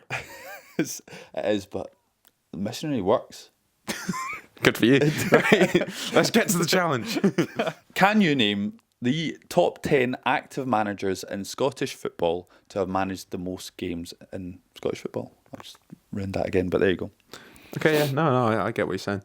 Surely the experienced Dick Campbell has got to be up there. Where do you think he comes in the top 10? Because he is in the top 10. I think he's got to be right up there. Is it just managed in Scotland or just anywhere? So I'm doing just Scottish League matches. It could be. It doesn't. Okay. It could be So- Premiership. It could be. But the Highland League. the recently departed Brendan Rodgers, you wouldn't get his if he was still involved. You No, wouldn't he's not get his- active. You wouldn't get his. Yeah, but if he was, sorry, right. you wouldn't get his games managed in England. No. Danny Rolls games as Sheffield Wednesday managed. No, Dick Campbell. just Scottish SPFL. Dick league Campbell matches. I'll say Dick Campbell number 1. Correct. 609 matches 609. presided over. Is that 298 in League One, 165 in the Championship, 131 in League Two. I mean, this isn't counting cup competitions. I reckon this So is there'll this be- on transfer marked. Yeah. I reckon this is like capped off at a certain point, like mid 2000s. We'll find the number and put that in the TikTok. no, not mid 2000s. When's it capped off from? Because, well, I'm not going to give that away, but it goes back to early 2000s. I can tell you that much. Wasn't Dick Campbell managing since? I don't know. Right then, my next guess, because I feel like he's almost managed this many games at his club, would be Stuart Petrie at Montrose. Correct. Sneaks in, Oh, right, okay. according to my figures. He sneaks in with 310 league matches managed in Scotland at 10th in this list. So that gives you an idea Okay. of the spread. Yeah, I guess if it is just league matches, that sort of gives me. So I've got both ends of this scale. Okay. I feel like he's been around forever, so I'm gonna guess Stephen Robinson. It's a fantastic guess. He comes in at 13th on the list though, because he's only managed Motherwell and St Mirren, and then he had a little spell at Morecambe. But he's 13th. He's managed 273 matches in the Scottish Premiership. Okay. No other leagues. Just feels like there's so many new managers in the Scottish Championship, and that's kind of what's like throwing me off a little bit. Darren Young. Darren Young is a phenomenal shout. An absolute phenomenal. Is he on it? He's on it. Oh my God. He's 5th on the list. He nearly fell through my net because I didn't consider that he would have managed 374 matches. Okay. Scottish under-21 player as well. He's got quite some pedigree. Yeah, he's a good manager as well. Had a good spell at East Fife. I don't know why I'm struggling so much. No, I can understand why you thinking are. Championship so much. I'm gonna guess Championship man, Dunfermline manager Neil Lennon. Neil Francis Lennon. Neil Francis Lennon comes in at 7th on this list. He's managed 344 league matches in Scotland, Quality. according to Transfermarkt and my calculations. Thinking about Hibs, we'll go to Hearts and we'll say Derek McInnes. Fantastic. Yeah. Where do you think he comes? Bonus point if you get this right. 4th? No, 2nd. Wow. 582 matches managed. I think, well, actually, he must do. He comes top on Premiership matches managed. Yeah. 506 in total. I think Dick Campbell's got more than him. So. So Derek McInnes comes in 2nd place, 582 matches. Okay. What positions am I needing then? So you need 3, 4, 6, 8 and 9. I feel it's poor I've not got 3 and 4 just yet. 8 and 9, sorry, are equal. Okay. I've just given 8th to the manager that's managing higher up in the pyramid. I'm going to go for Rafe Rover's legend in his own regard, John McGlynn. Yes, well done. Yeah, 4th on the list. He's managed 442 matches. Okay. 255 of them in the Championship. Okay. Who do I go for next? I don't know. Some other guys that's still at the club, maybe not been there. Like David Martindale's been around for a while. I don't know if that's a wasted guess or. You can guess. I'm not gonna. I'll I'm not guess gonna David. disqualify I'll you. guess David Martindale. No, and I thought he was going to be on the list, but actually not managed that many I didn't matches. think he would be. 188. He obviously he's been at Livingston a long time, but Yeah. he's only managed Livingston. So I was behind the scenes a lot of the time as well, wasn't he? So he comes in at 14th on my list. I didn't think he would be. To be fair, I've sort of just chucked a guess out there. It's quite impressive. There's so many managers with experience. When it feels like there's a lot of new managers like cutting about and all. So we've still got. So I'll tell you what's going through my head. Then I'm thinking Championship. I feel like there might not actually be any on here though, because you've got so many new managers: Scott Browns, Barry Robsons, Tony Doherty's. We've got Sean League Crichton. One. Oh, I don't know if I need hints yet. Is Gary Naismith there? Correct, yeah. Fantastic. He comes in at 6th. Oh, wow. 353 matches. Okay, I didn't think Gary managed. Naismith would be that many, but certainly the last 150 or 100 or so at Steny have been pretty special, haven't Yeah. they? So, Can you name the clubs that he managed? he was Dunfermline, wasn't he? No. Was he not? Not unless I've I might messed be that getting out, mixed sorry. up. Queen of the South. Queen of the South, Stenhousemuir. 2 more. This is a different quiz now, man. Is it- Who are the other two? East Fife and Edinburgh City. East Fife, that was, of course. I was thinking East Fife. So, yeah, you've done well to pick out Gary Naismith. We have 1, 2, 3 to go. So, in 3rd, 8th and 9th. Third is not great that I've not got third. No, this guy nearly slipped through my net as well because I thought Okay. quite young, or in my head was young. Obviously, Ian McCall's not cutting about anymore. He would be high up there if he was.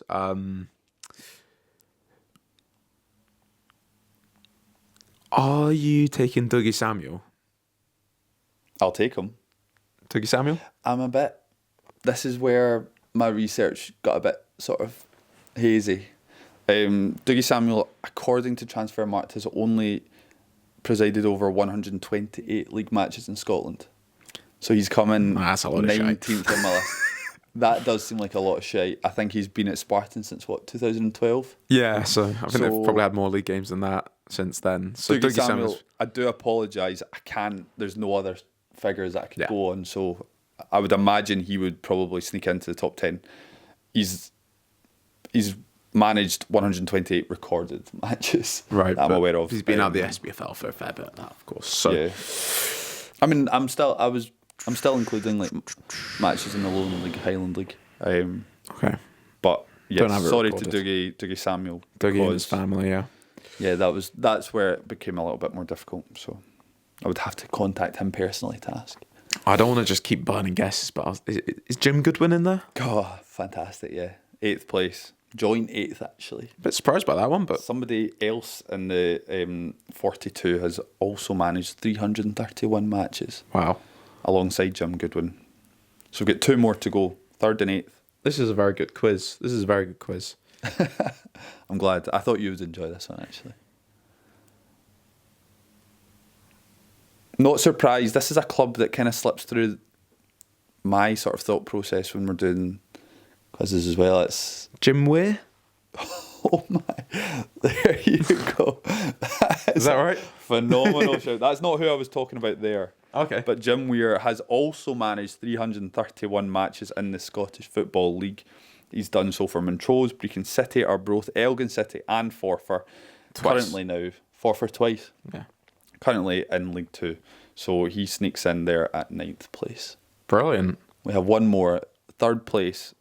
Big name. Place. Oh my goodness. How many games has he presided over? 444. He's managed at every level in the Scottish pyramid. Every level. That's incredible.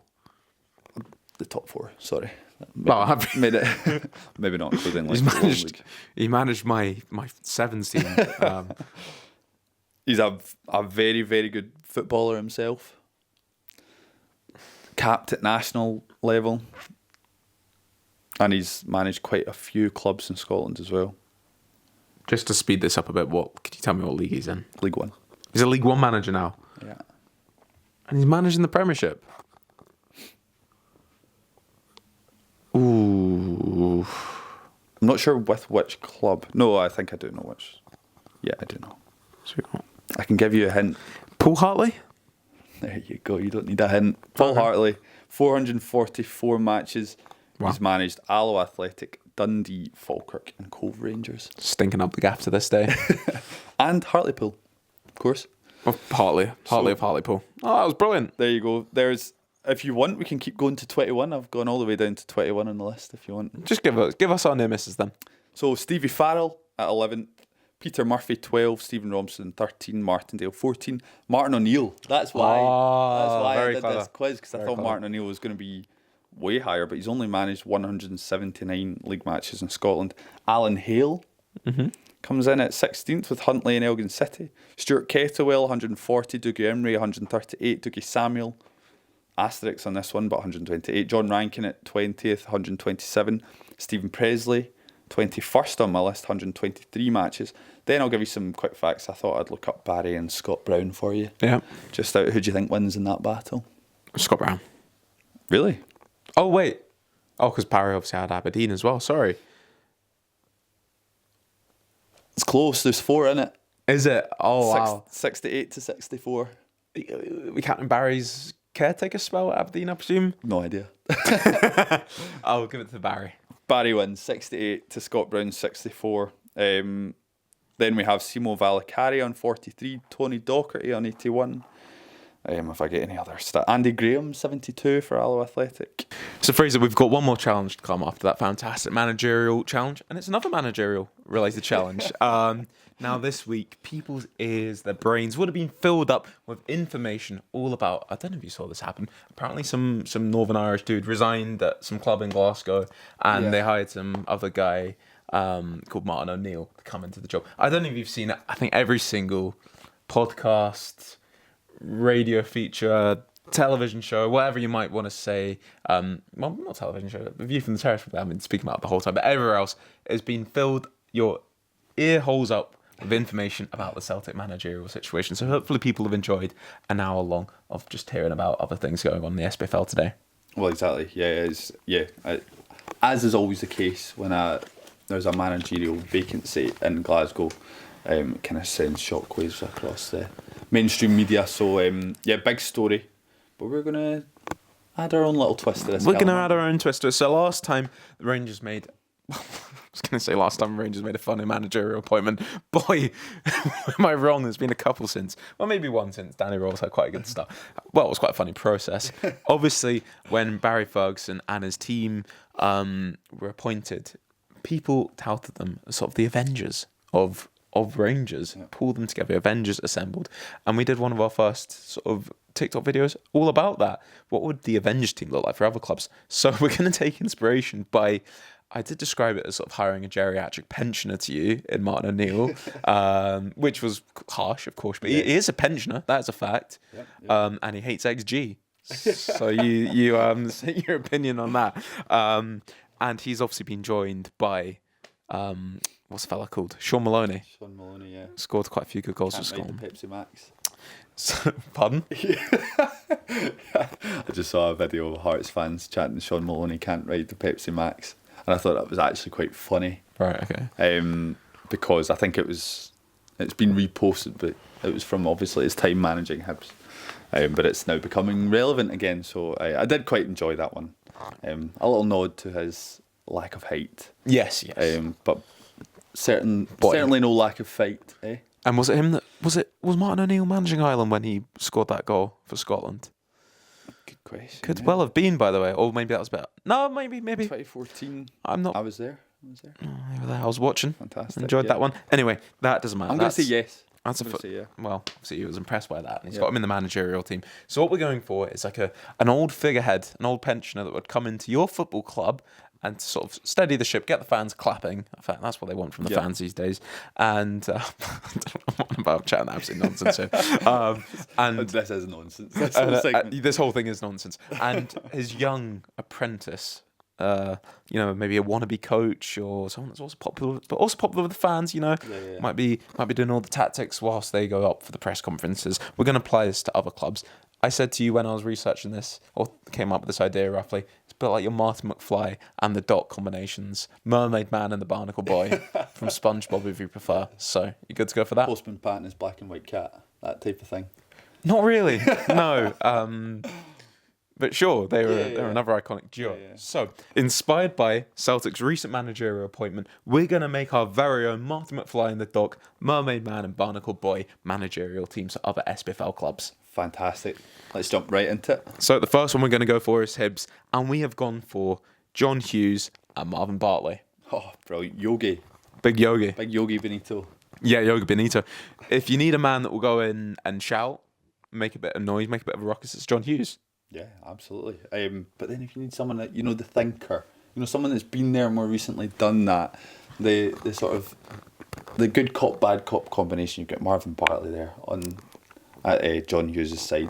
Now, if you wanted to have someone that's really good at the press and someone that's terrible with the press, I don't think you could get more polar opposites than this. The press love John Hughes. Marvin Bartley, his interviews at Queen of the South, questionable at times. So maybe more of a tactical role behind the scenes will suit Big Marv. Exactly. But John Hughes as well, a man that knows Hibs well. Exactly. A good Hibs man. I've been there, done that. He can come back in and he can bring Hibs to victory. Certainly can. Well, I don't know about that. But he'd steer the ship for a couple games. You want to go on to Rangers next, maybe? Rangers, yeah. So, of course, inspired by Celtic. They're good rivals. We're going back to the early 2000s and we're asking Dick Advocaat to come in and bring Stephen Naismith along with him. Yeah, I don't think, Dick Advocaat, we'll start on him. What a respected man in football, it's safe to say, and pretty, I think, well respected with the Rangers fans. Yeah, absolutely. I think he is. He's an old figurehead. I think now he's maybe pushing 80, but that doesn't matter. So is Martin That's exactly O'Neill. what we're looking for. He'll come in, he'll put his shirt and tie on, suit, brown brogues, and he'll help Stephen Naismith in the background as they mastermind Rangers back to the Champions League. Yes, I think the similarities of Stephen Naismith and Sean Maloney match up very nicely. You've got a former Hearts manager, former Hibs manager, Sean Maloney, maybe a better coach. Stephen Naismith showed a little bit more as a manager, but he'd come back in at Rangers. He'd love Gavin that gig, I'm sure. Dick Advocaat, look, for a pensioner, he can come in and do a few press conferences, I'm sure. Exactly, yeah. I think he'd love it. I think he'd love it. Right. Should we move on to Aberdeen? Take it away, Right. Callum. So if this was Aberdeen, they'd be calling up for their man, right? Could you be the man down the other side of the phone for me for a second? Of course, yeah. So Aberdeen would pick up the phone and say, Sir Alex, do you fancy helping us out? No. Right. Okay. What do we do next? And Neil Warnock, do you fancy coming back again? Not again. Never. No, thank you. For everyone's sake, never again. Right. Does anyone know who Willie Miller is? Absolutely, yes. Willie I'd Miller. love to. I'll be there. He'll do the job. People love Willie Miller, and he'll be assisted by the one and only Johnny Hayes. Fantastic, yeah. I think a modern day Aberdeen legend, perhaps, assisted by what is an absolute bona fide. I thought you were talking about Johnny Hayes. No, I was. Oh, wait. Oh, No, modern day. who's assisting who? Sorry. So, well, my bad. So, Johnny Hayes, a modern day Aberdeen legend, will be assisting the bona fide Aberdeen legend. He did it in Gothenburg. He did it at Hampden. He did it at Pittodrie for years, almost decades at Aberdeen. He'll do it again. He'll come back in. If Sir Alex says no, if Neil Warnock says no, who cares? They were there in the short term. William Miller has stood there side by side from the 80s. He'll save them. Love that. And Johnny Hayes is taking his first steps as manager. Well, not as manager. Johnny Hayes is taking his first step in coaching at Celtic B as well. So get him back in. Yeah, but in this role, is Willie Miller the smokescreen? Is Martin O'Neill the dick advocate? Are they there just to appease the fans and let the actual managers do their work? And that's Johnny Hayes in this instance. Possibly. Who knows? We'll wait and see. Right. Rafe Rovers up next. I'll let you take this one away, Callum, because you are far more well versed on this particular pairing. So Rafe Rovers, our pensioner manager is going to be Jimmy Nicholl, and he's going to be getting assisted by John Baird. What a goal that would be.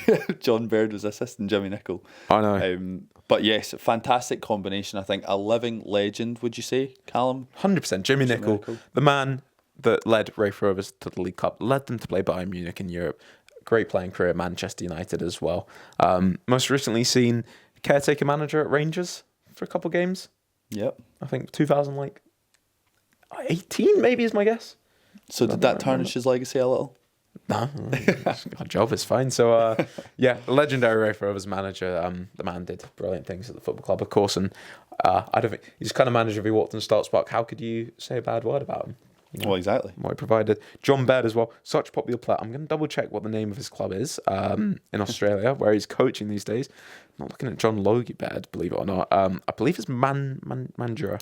Mandurah. Yeah, Mandurah City. So yeah, he's taken his first steps. John Baird as player manager at Mandurah City down in Australia. He's loved by the Rafe Rovers fans. Had 2 spells at the club. Maybe he's been working things out down in Australia. Can come back up, apply them his youthful brain alongside Jimmy Nicholl. It's just such nonsense. This is cutting edge analysis that you don't get anywhere else. Apply all his learnings from down under alongside Jimmy Nicholl's experience and guile, and take Rafe Rovers back to the Scottish Premiership. Oh, fantastic! I've got goosebumps here, Callum. Oh, if that doesn't get you going, I don't know what will. Fantastic. Give us our last team. So to finish it off, I think this one epitomises everything that Martin O'Neill and Sean Maloney do in the East End of Glasgow. But we're going to Fife. We're staying in Fife in the Kingdom, and we're going with Jim Leishman and Joe Cardle. We are. Jim Leishman, I mean, he has got sort of Mr. Dunfermline, isn't he? He is Mr. Dunfermline. Poor guy. He's Mr. Fife. He is a politician. He's a manager. He's a personality. What more could a club need to steer you back to the glory days than Jim Leishman? Yeah, well, I feel if Dunfermline ever got in trouble, they could just roll him down, sort of get him in. I don't know how they transport him from sort of, he's an honorary director these days. Private jet. Sort of roll him down, sort of in a wheelie chair. Get him in a scooter, put him down pitch side. Fans, no booing. They'd be clapping. The happy clappers would be out in their numbers for Jim Leishman. They'd love that. He's getting assisted by Joe Cardle. We had to kind of stretch to get. We haven't really got any up and coming coaches that are synonymous with Dunfermline. Yeah. But Joe Cardle, I think he does his own private sort of one-on-one training sessions. Yeah. Andy Todd in 15 years. Maybe. What is Andrew Todd senior or junior? Junior, of course. Junior. Joga Bonito, he's a coach. He's a popular player. He loves that little drop of the shoulder, cut inside. So maybe he could be a good manager. And on that note, I think that is very good analysis. I think, if you can drop the shoulder on the wing for Dunfermline, you can set the team up for victory. Yeah. In the changing room, I think. Yeah, absolutely. Yeah. Joga Bonito, most fondly remembered in Scottish football for his role in the Raith Rovers team that won the Challenge Cup against Rangers, of course, alongside John Baird. Yeah. What a team, by the way. Perfect. So what a link. So that's all the clubs we're going to focus on. We did have to think of some others. Can't really think of any sort of pensioners that have managed Hearts. Mm-hmm. Still cutting about. Quite difficult actually to think, as you'll tell, based on the quality of our product there that we've just delivered. But yeah, good fun. Yeah, the end of that really did sort of digress into pure waffle and nonsense. So if anyone's still listening, thanks for getting through to the end of that. Hopefully enjoy the rest of the episode as well. Yeah, there's a lot of good stuff in this week's episode, and I think that was just a little bit of light-hearted fun. Yes, that's why we have degrees in journalism. We've touched on that before. Yep. For that exact reason. So Fraser, would like to just put a little asterisk on that last challenge and just say, please don't take it seriously. please don't. Right, Fraser, what are you up to this weekend, pal? Good question. Unfortunately, Callum, I've had to pass up. Now, by the time this is gone out, we'll know the outcome, so maybe I've passed it up for a good reason.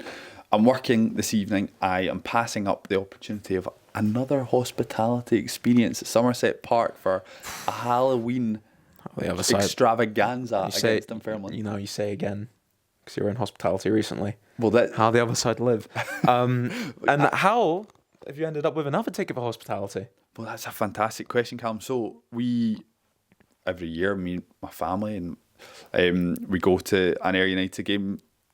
Not just one, we go to many, but we go to one hospitality. A bit of fun, a bit of a day out. But we turned up this year, and they had little cards on the table. Everyone to fill in the correct score. This was Ayr United versus Greenock Morton. I put down 4-0 Ayr because I was feeling very optimistic, and I thought no one else was going to do it, so at least if I win, I win. But my auntie put down 2-1, which was the correct score. Obviously, quite a few people put that score down, but her name was drawn from the hat, and the prize was 2 tickets to hospitality for Ayr United versus Dunfermline Athletic on the 31st of October 2025. She is going tonight. She offered me the ticket, which I was quite excited about the prospect of accepting. However, I am working and couldn't get the shift off, so I'm going to work. I'm missing the game. My auntie is going with her friend.